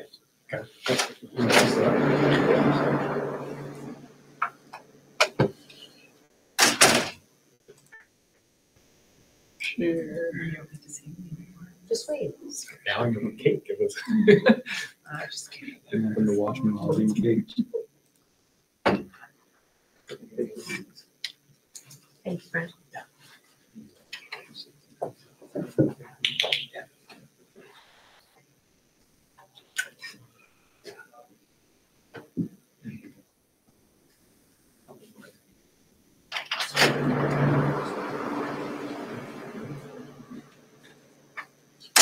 All right. So what we'll do here is we've already kind of gone through some introductions and just some stuff here, but we'll talk a little bit about the process, very similar to what we've done for Carroll and for other districts. But again, the benefit of that is really understanding your building systems. What we try to start with is a facility assessment. Okay, so again, all of our architects, engineers will walk all of your facilities. And then you can see here just an example, meeting with the facility director, whoever it is that, within your district yourselves, and kind of go through that. Starts with an interview, and then actually putting eyes on systems. And then what we do is prepare a comprehensive report. An example of one that we've done here just recently, but there's continuity. We've done this before. There's just a small list here of some of the master plan projects that we've done, in the last few years. And it's all about, education and your students, right? It's not just about the students, it's also a workplace for your staff that you're recruiting. Every year when kids graduate from Iowa State and UNI and all the other fun schools, you want to be a center of excellence for them. So we'll just talk a little bit about the process here. So, kind of organizationally, one of the things that we'll plan to do is through a series of workshops, we'll work with a citizen leadership committee, so a group of stakeholders that you all will facilitate selecting, and then they will help kind of cast the vision and help talk about what the needs are based on some of the reports and information that we'll have from a facilities assessment. And then there still will be a district executive committee that will take that information and help kind of narrow things down and determine the final vision and long range plan for the district. So it's kind of two main entities that we'll work with throughout the process. I always think it's good to garner the feedback of the patrons as well. So the process itself, really kind of 4 main workshops. Eric alluded to a little bit before the workshops begin. There's some assessments that will happen. This is where our team of engineers, architects, designers will walk through facilities and review those, look for things that are code compliance things, life safety things. We'll also look at it from the educational lens. How are they supporting the teaching and learning? If you're trying to teach woodshop, for example, in a cramped, tight space, is that the best way to do it in the best manner? Or teach culinary arts in a space that doesn't have the right infrastructure for that, as an example. So there's this whole facilities assessment to give you and the committee the data that says, hey, these are the areas that we need to focus on in a 10 range plan. So you have a plan moving forward. Once we have that data, then we kind of go through this visioning process, which we'll dive into a little bit more. But I do want to note that between kind of workshop 3 and 4, there's this kind of churn here where, as there are different paths moving forward with what direction to move, there's sometimes this time where we need to kind of reevaluate, throw things up against the wall, see what sticks, and just really have some good discussion about that. So it's not always just a linear process like this. There's some organic nature to the flow. But so some of the things and activities that we would facilitate is through workshops. We would work with the stakeholder group. We would assess the current facilities, not only from our viewpoint, but we do some different activities. You can see on the right, red, black, green activity. Listening to the staff, the committee, students, where are the pain points, where are the challenges within this facility? And then on the other side, look at the green, right? Where are the good things? Where are the things that are really successful so that we can not undermine those in any long range plan, but really enhance those and reinforce those. So there's some different interactive workshops, a few images here that help us kind of get an understanding, start to cast the vision of where we move forward with. Our team, in conjunction with that committee, will begin to create different ideas and scenarios, develop maybe like a menu list, if you will, of items that need to be addressed or should be considered in a long range plan. Knowing that the list, just like my house, my to-do list of things I want to make improvements on far exceeds what I can do today.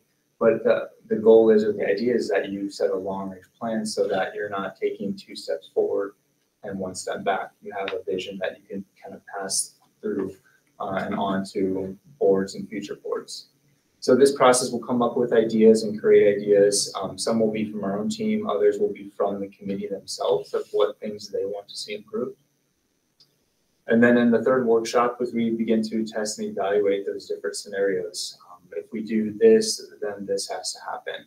Or if we don't do this, that means this will have to happen. We'll develop different scenarios and different ideas on how you could take yourself into the next 10 years, 10, 15 years.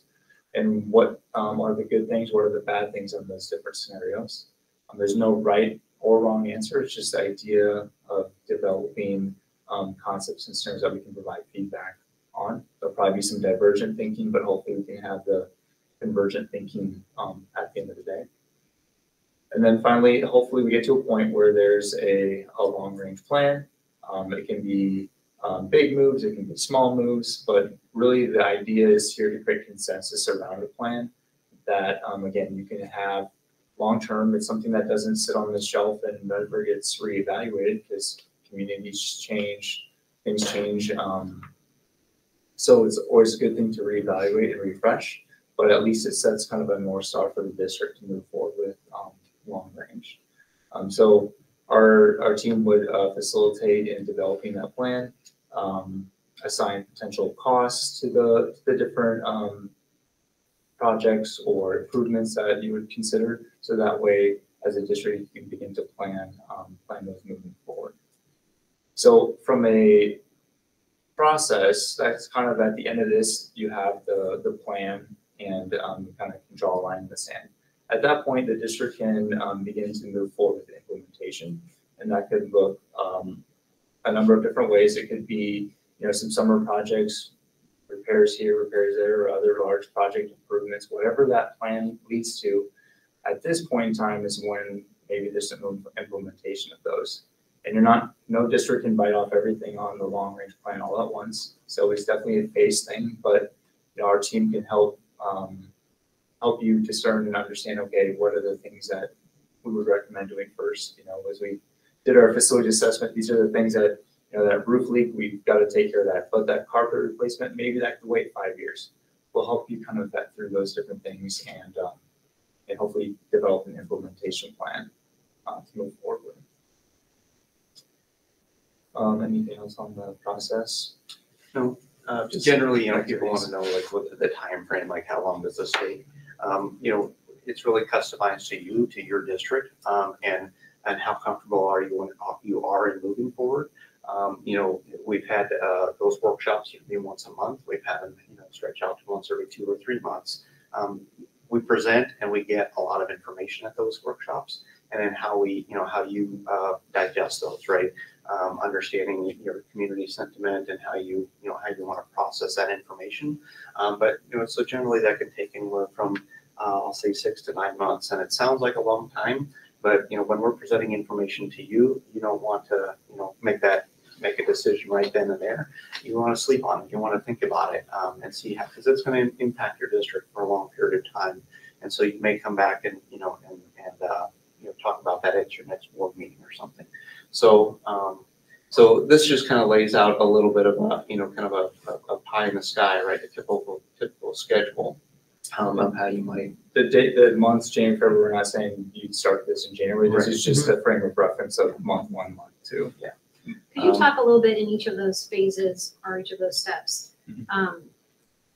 Maybe clarify, are you talking to just the buildings committee? Are you including teachers and students? Are you including other staff? Are you including community members?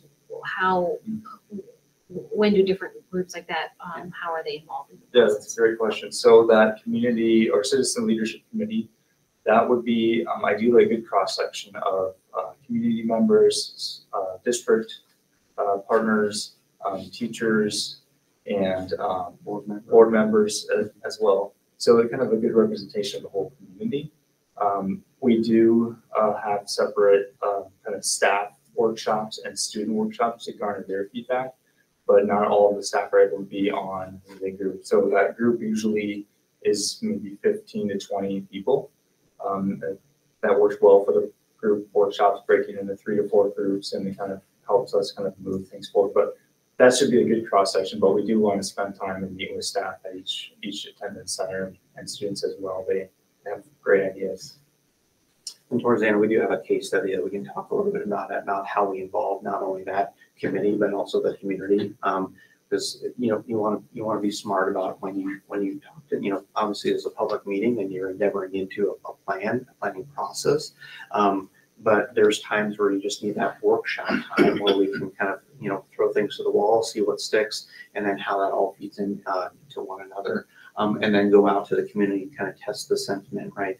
And test the ideas of where people lie in their priorities, so that you're making an informed decision and not kind of in a vacuum and be like, well, now we have to wait to see what a vote says, right? We can kind of test the waters before we get there.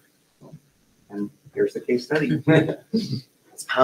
So we were working with Lenox School District, and Lenox is a rural community. They've got basically a one building campus there. They've got K through 12 all in one, and you can see just some of the planning meetings that we had. We had students of all grade levels represented. We had staff from all grade levels and administrations and coaches and stuff represented. And then you can see the plan there, like, green stuff, what was working well, red stuff, things that they wanted to improve. And once we got to the end of that planning session and those testing periods, we identified a list. Not necessarily in any priority order yet, but we identified a list. And in this particular case, it came out to about $20 million was their total capital improvements. At that point in time, I think you guys work with Piper Sandler as your financial consultant. So they should be part of the conversation, right? Funding and how you get from point A to point B is always kind of important, not only from the kind of the dreaming, visioning standpoint, but then how does that feed into your financial goals as well. And so for Lennox, they had this list of how they're going to approach projects. They had the ability to bond for nearly $20 million. But obviously that sounds like a big number, and you want to gauge that with the community. So what we did was we basically held some straw poll. We had the information, so we had some straw poll community forums where we were able to present the process, the master plan as it had gotten to this point, and then put the kind of the onus, the decision on those community forums to tell us, you can bond for $0 to $20 million. What is it that you want to accomplish as a community? Where do you want to see things go? And after we did that, since this is not interactive here, but we use some Power BI modeling and survey software and things where we could do some active polling. And really there were kind of two paths, a $13 million path and a $20 million path. And leaving that scenario, we saw that overwhelmingly people would support the 13 million, and it trailed off pretty quickly to getting to that 20. And so as not only master planners, but then also as executing on the implementation side, we were able to establish a plan that set them up for the future, and they could endeavor to do that last 7 million or whatever it would cost in the future without having to undo anything that they had done previously. And so they have since enacted and executed that plan, and they're now they're working their funding strategy, and how to pay down their mortgage, so to speak, and work through community aspects in order to get the next phase of projects. So a little bit of a success story there for you. So with that, open it up to questions of what you're interested in. We want to be responsive to you, and see how we can best serve you.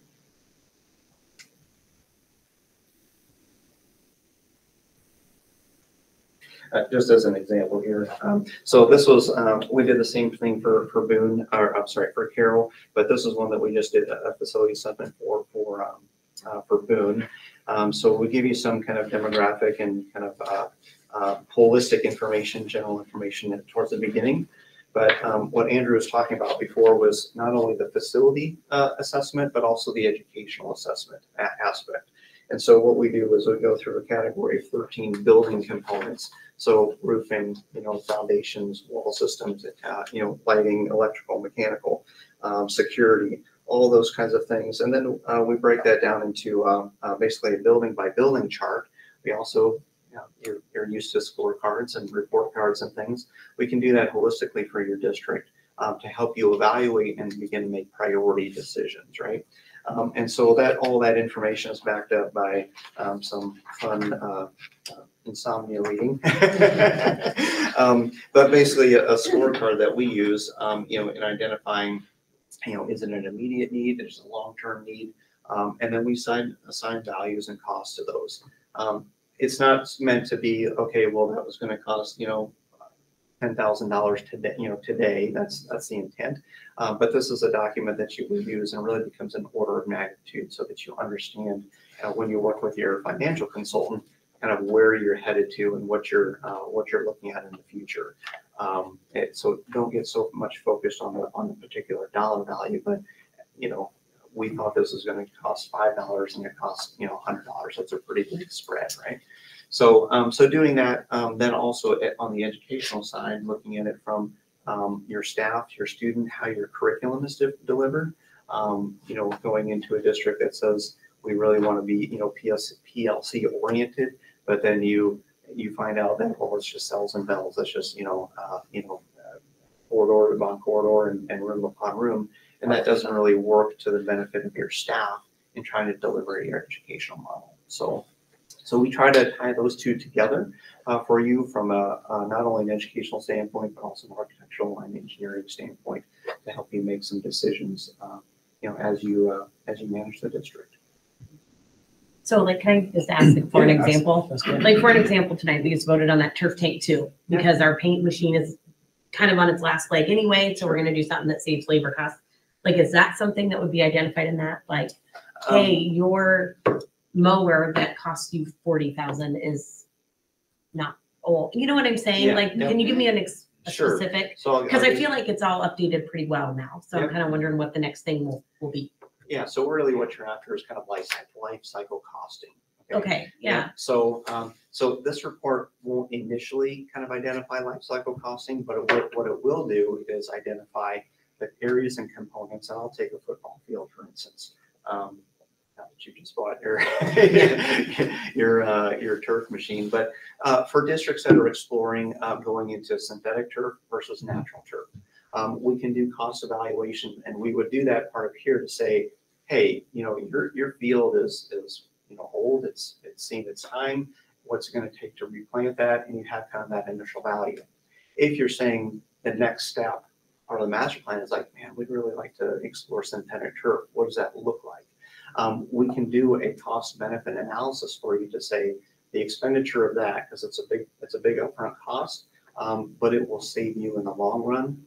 And the more fields you have that you're trying to replace, there will be a benefit to that. And so we can do that not only on fields, but mechanical systems, lighting systems. A lot of districts, have obviously changed from the old fluorescent T8s to LED. Roof insulation. Just working with Urbandale right now, doing a roof replacement. And, they had said, hey, we just got to replace the membrane. Then, yeah, but remember, this roof is over 20 years old right now. And, the insulation and energy requirements were different 20 years ago than they are today. So for not a lot more dollars, would you like to be a little bit more energy efficient and save gas and heating costs and things? Well, yeah, okay, this is how we do that. So by identifying, items and areas that you want to explore, the next step then is taking that further into that life cycle analysis, and then hopefully implementing those. It would definitely be facility specific. So it would not say every 3 years you need to replace a bus, like I think, or the school van, right? Those types of things would not be necessary facility driven. But in the meantime, like we'll look at your power system, the HVAC, all of that through your facilities would be part of it because those are facility components. Does that include technology in facilities? Like the infrastructure, but not like that TV's old and probably needs to be replaced. Okay. Those types of things, but it'd be like the infrastructure. Building, like, hey, you have, you could upgrade the Cat 6E cable or whatever the cable may be for, things like that you would look at, but not the kind of the device. So not like, okay, in 5 years, we need to replace all the carpet in this building. That's a facility thing. That would be, okay. So 6 years, another building or whatever. I mean. But, okay. Yeah. And that's how I would look at like, I'm looking at it more specific like that. So it's kind of a bad example, but take the building upside down and shake it, and then everything that's stuck to the building would be a part of it. Like, so furniture, chairs, not They're necessarily. not then part of it. A chair is not like necessarily a facility component. Okay. So for instance, that makes sense. Shake the house. That made a lot of sense. The caveat is like the TVs are not all attached to the walls, but we don't look at the TV replacement. So just looking here, I'll get this one chart. We can go through when it was evaluated, we assign certain priority levels to things, and then we break those priority levels out here. So priority 1, 2, 3, and 4. Priority 1 is like immediate, like you have a roof leak today, and you need to do something about it. Priority 2 is kind of that 1 to couple year phase, and 3 and 4 are now 10 and 20 years down the line. And so inherently, when we assign costs of these things, there is a life cycle built into that. And that's why we usually don't share like, for this particular school district, they wanted to know, well, what's the total value? And I said, of which column? And they're like, well, what do you mean? Because I said, well, the total value is like $100 million. And then, everybody's eyes get wide, right? And I said, but that's $100 million over the next 20 years. It's not today, it's not next year, it's not 5 years from now. So there is some inherent life cycle costing that's built into this itself. And if we want to talk about specific items, we certainly can do that. But that would be part of what the groups would establish at that time. Correct, yes, yeah. So do you have groups that will establish, like, I'll just use the classroom furniture, for example. I mean, because that came up when we did a survey, we got, about 75 responses back, and, some had mentioned, about getting like updated chairs, for the elementary, so it's more of a uniform thing. Do things like that, how do those get factored into this conversation? It certainly can be a part of the conversation for facility like improvements. It's more like, because furniture has a huge impact on how you can utilize space. So if we walk through and look at the education assessment, you have chairs and rows and fixed desk and chair. That's not a flexible learning environment. If we're wanting to move to a flexible collaborative approach, that's not the furniture that would support that. So we would identify that in kind of educational assessment component. Is does it function and work as a chair? Yes. Is it a desk? Yes. But is it the best that it could be for students and staff? Sure. No. I assume that would get identified like through surveys and conversations and things like that. Yeah. And the other thing it does, for districts that have any kind of turnover, even for the one that has the facility director that's been there for 15 years, it documents the systems that you have currently, because anytime we go into a district like, hey, well, what are you using at middle school? What kind of heating system do you have there? And I don't know, right? Or when's the last, even setting up a kind of a regimen for you on a facility maintenance plan. It sounds like you got to change your filter every 6 months or every year, right? It sounds simple, but when you have a big operating machine like a school district, like a corporation, those things can get lost by the wayside. And so this helps just to kind of identify, oh yeah, this has to stay front of mind. And then establishing your PEPAL funds and your funding strategies to take care of those things on a regular basis rather than waiting till failure, right? We work with a lot of districts that, oh, by the way, right?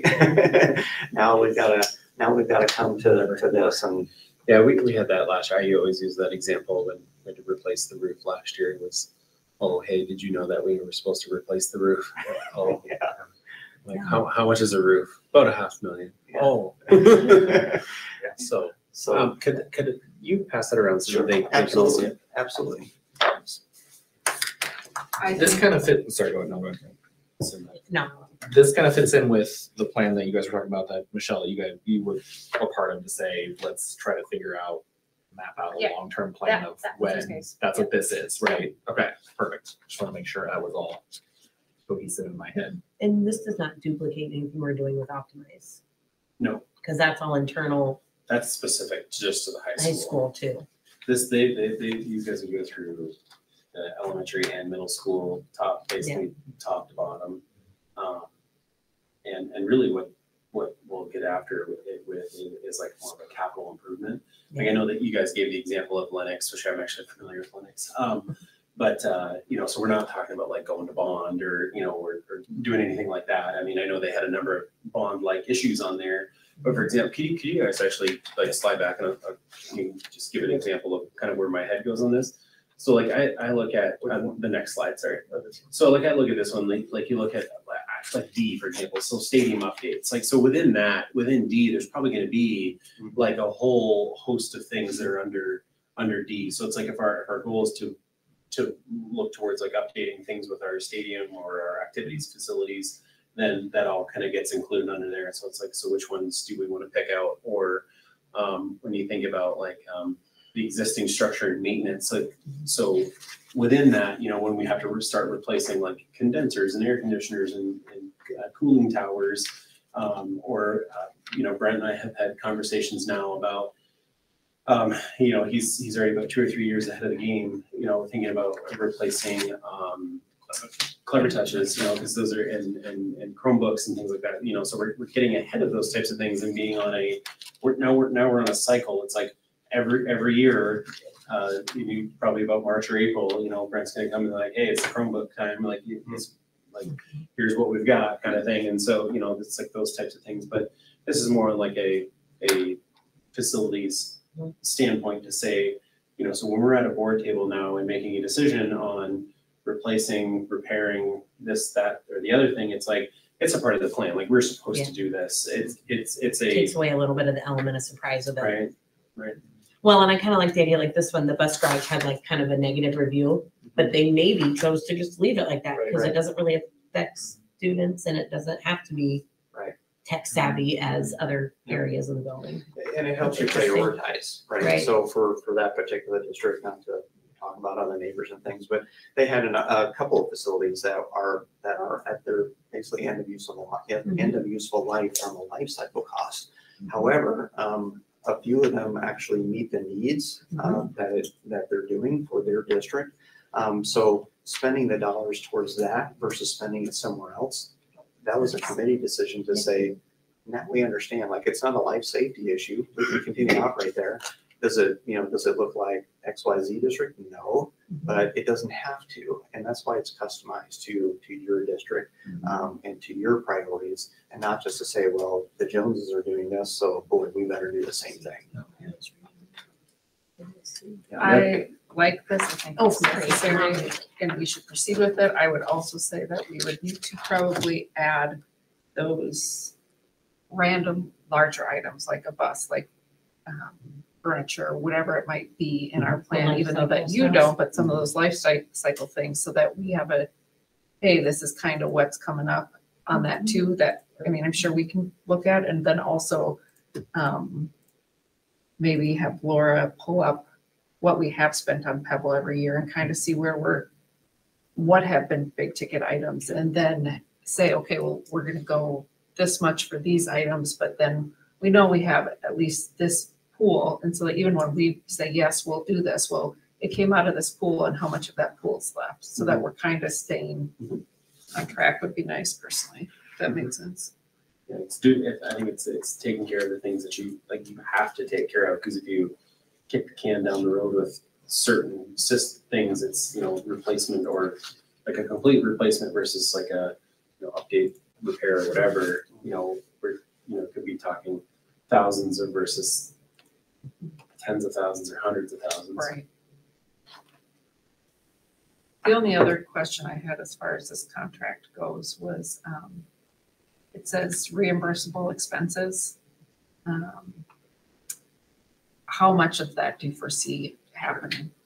Usually, really what that includes is basically mileage between here and Des Moines. If we're on site, for over a meal time or something, there probably be a meal in there. Most everything is done electronically, so like printing and things are almost negligible these days. If I had to guess, probably no more than $2,500 to $5,000. Again, it just depends on trips and how much, how often we're doing things for you. We want to be respectful of your dollars, and we work with you with that plan, right? So we don't just spend arbitrarily. So that starts after this meeting, right? Like, doesn't include today. No, I'm kidding. Today is on the and then the other, what is the 3D building scanning? Yeah, good question. So we have some technology that we always want to find out and ask, do you have building plans of your facilities, right? Some people say, yes, we've got this wadded up wall over here. Other people have actual CAD documents, computerized documents.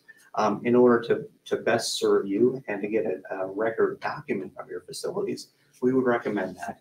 And so what we do is we have a laser system where we can walk every inch of your building, and we will have a 3D map of everything that's in there, from the outlet to the furniture to the ceiling to the lights, all that. It's not only a good, helpful tool for us to build an accurate model of your facilities so that we can a lot of what's in that report is based on takeoffs, meaning square footages of things. So you can imagine if Andrew and I came in here with a tape measure, how long it would take to do that, versus basically walking the building and then taking that back to the office that generates a point cloud. And then we can offer that back to you. It's part of that service so that you have a record of that, even from an insurance standpoint, right? God forbid you had a loss. Well, I don't think you had 20 chairs in here. Okay, we have record of that. We did, kind of thing. So we did not identify a cost because we did not have the time to look at, how much. Which facilities and square footages? Yeah, square footages. It can sound like a large number. I can give you a range today based on knowing that you have three buildings. I would say range would be nice. Three I was- buildings? I thought you said two. 3. I know, but I thought you just said middle school and elementary. Oh, And so I thought, you must. I We was were talking asking about about optimize with the, like, Oh, I thought you were HVAC talking about the systems and other. some of that. Okay. And we would include the high school. Yeah, oh yeah. There just might be less on the list for the high school. I you would hope think. so. I would hope. I would hope so. You would think so. But the building scanning probably a $20,000 to $30,000 range. But again, we're going in. Again, Per building or for the No, whole district? total for your district, yeah. But that's, again, you can measure down to about 1/8 of an inch, in what your building is. And we will recommend that, again, just as a base. It gives you a base, it gives us a base to start from. And then we would proceed into the facility assessment component, so. And is that something that could be shared also with law enforcement, so they would have building footprints and layouts? Yeah, definitely. You have the plans, you have the, depending on whether it's what we have an option, black and white or color.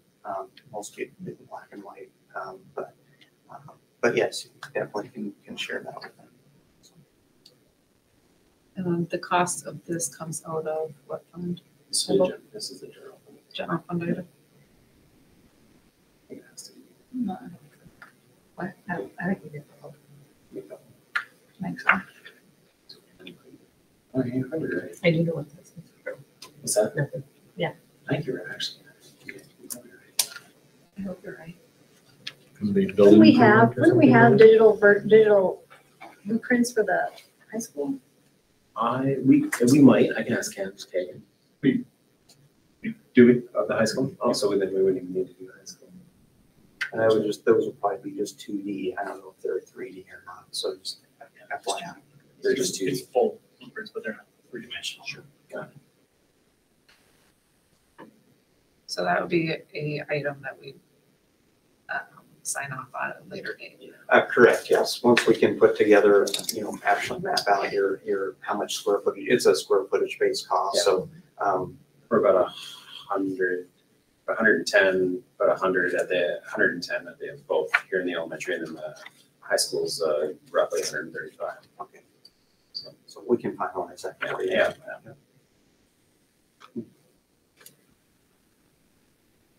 What other questions, thoughts, comments do you guys have? I would say I did get a couple, just had a couple John Q. Public reach out to me that were in favor of putting together, working with a group like this to help us be efficient with our dollars.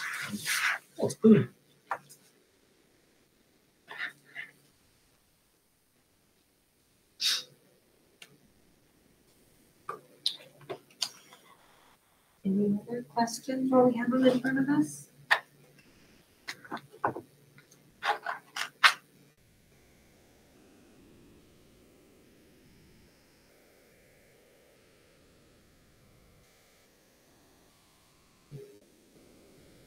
Well, then we would be looking, if somebody wants to make a motion to sign the contract, what it would be for is the facility assessment master planning for the 28,000. And that would be great. If we were wanting to move forward with doing some sort of a master planning with them.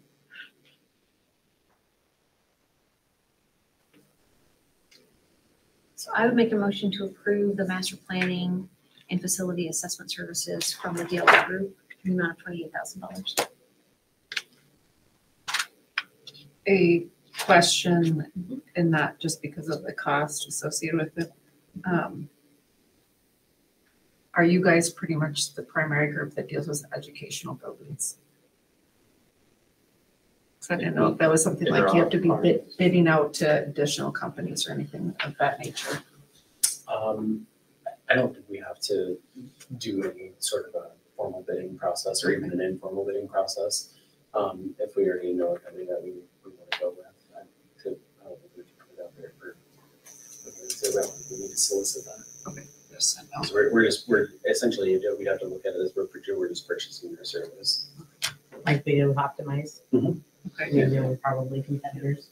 I will second that. I'm Go so- ahead, Tori. And any other questions? Well, just, and we're thinking it's Pebble or not? It could be sales tax too, sales tax or Pebble. Which is, it essentially does the same thing. Right. It's the same book.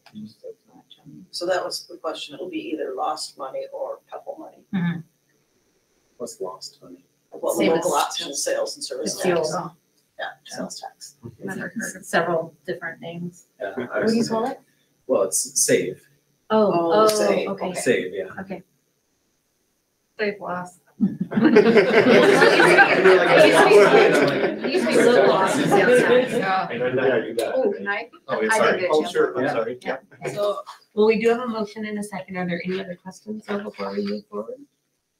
Oh, yeah, we still have discussion. even though Yeah. there's a motion. Oh, for sure. I like having a plan to go off of, which was the goal with the whole thing, but being able to refer to something before the meeting's coming up and knowing this is what's gonna happen in a month, this is what we're looking at in a few months. Yeah. And I like that. I really like that, and I also want to make sure we do the other part of it of our end of life cycle items too, and just kind of have Yeah. capture that ourselves as well. That's what I'm concerned a lot about, that we've talked about that. Those things come up and it's like, how come we hadn't planned on those? So, Right. yeah. And then the other is the timeline. I mean, I don't want this to draw out. It didn't look like it up there, but I don't want us, I want us to be way done before a year. Is that Yeah, reasonable? It- Okay, reasonable, yeah. yeah. It seems like most committees have a 1 month rhythm is good. Like if you try to go every other week, people get. Yeah. So I think if you're gonna ask them for a commitment to be attending monthly meetings, I think most people are like, oh, I can do it once a month.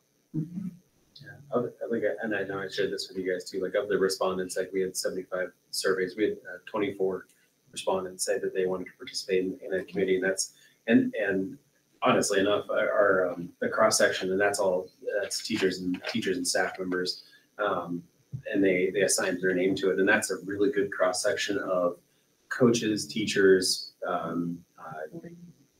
all three buildings that had really nice cross section.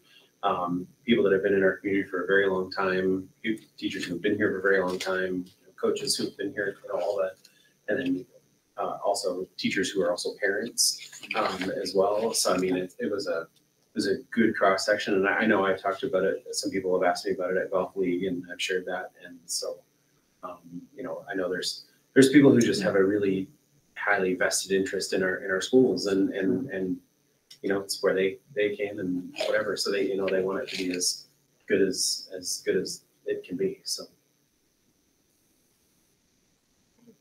Well, we have a motion and a second on the table, so. Rip Hagan. Aye. Boyd. Aye. Davendeck. Aye. Fields. Aye. Silva.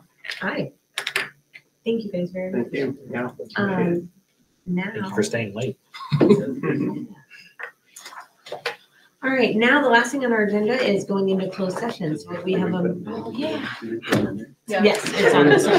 It wasn't on our link, you guys. I'm Yeah, sorry, but it is on the It was printed. earlier, though. So if anyone needs a printed thing to read the closed session statement. I make a motion to go into closed session pursuant to Iowa Code 21.51I to evaluate the professional competency of an individual whose appointment, hiring, performance, or discharge is being considered when necessary to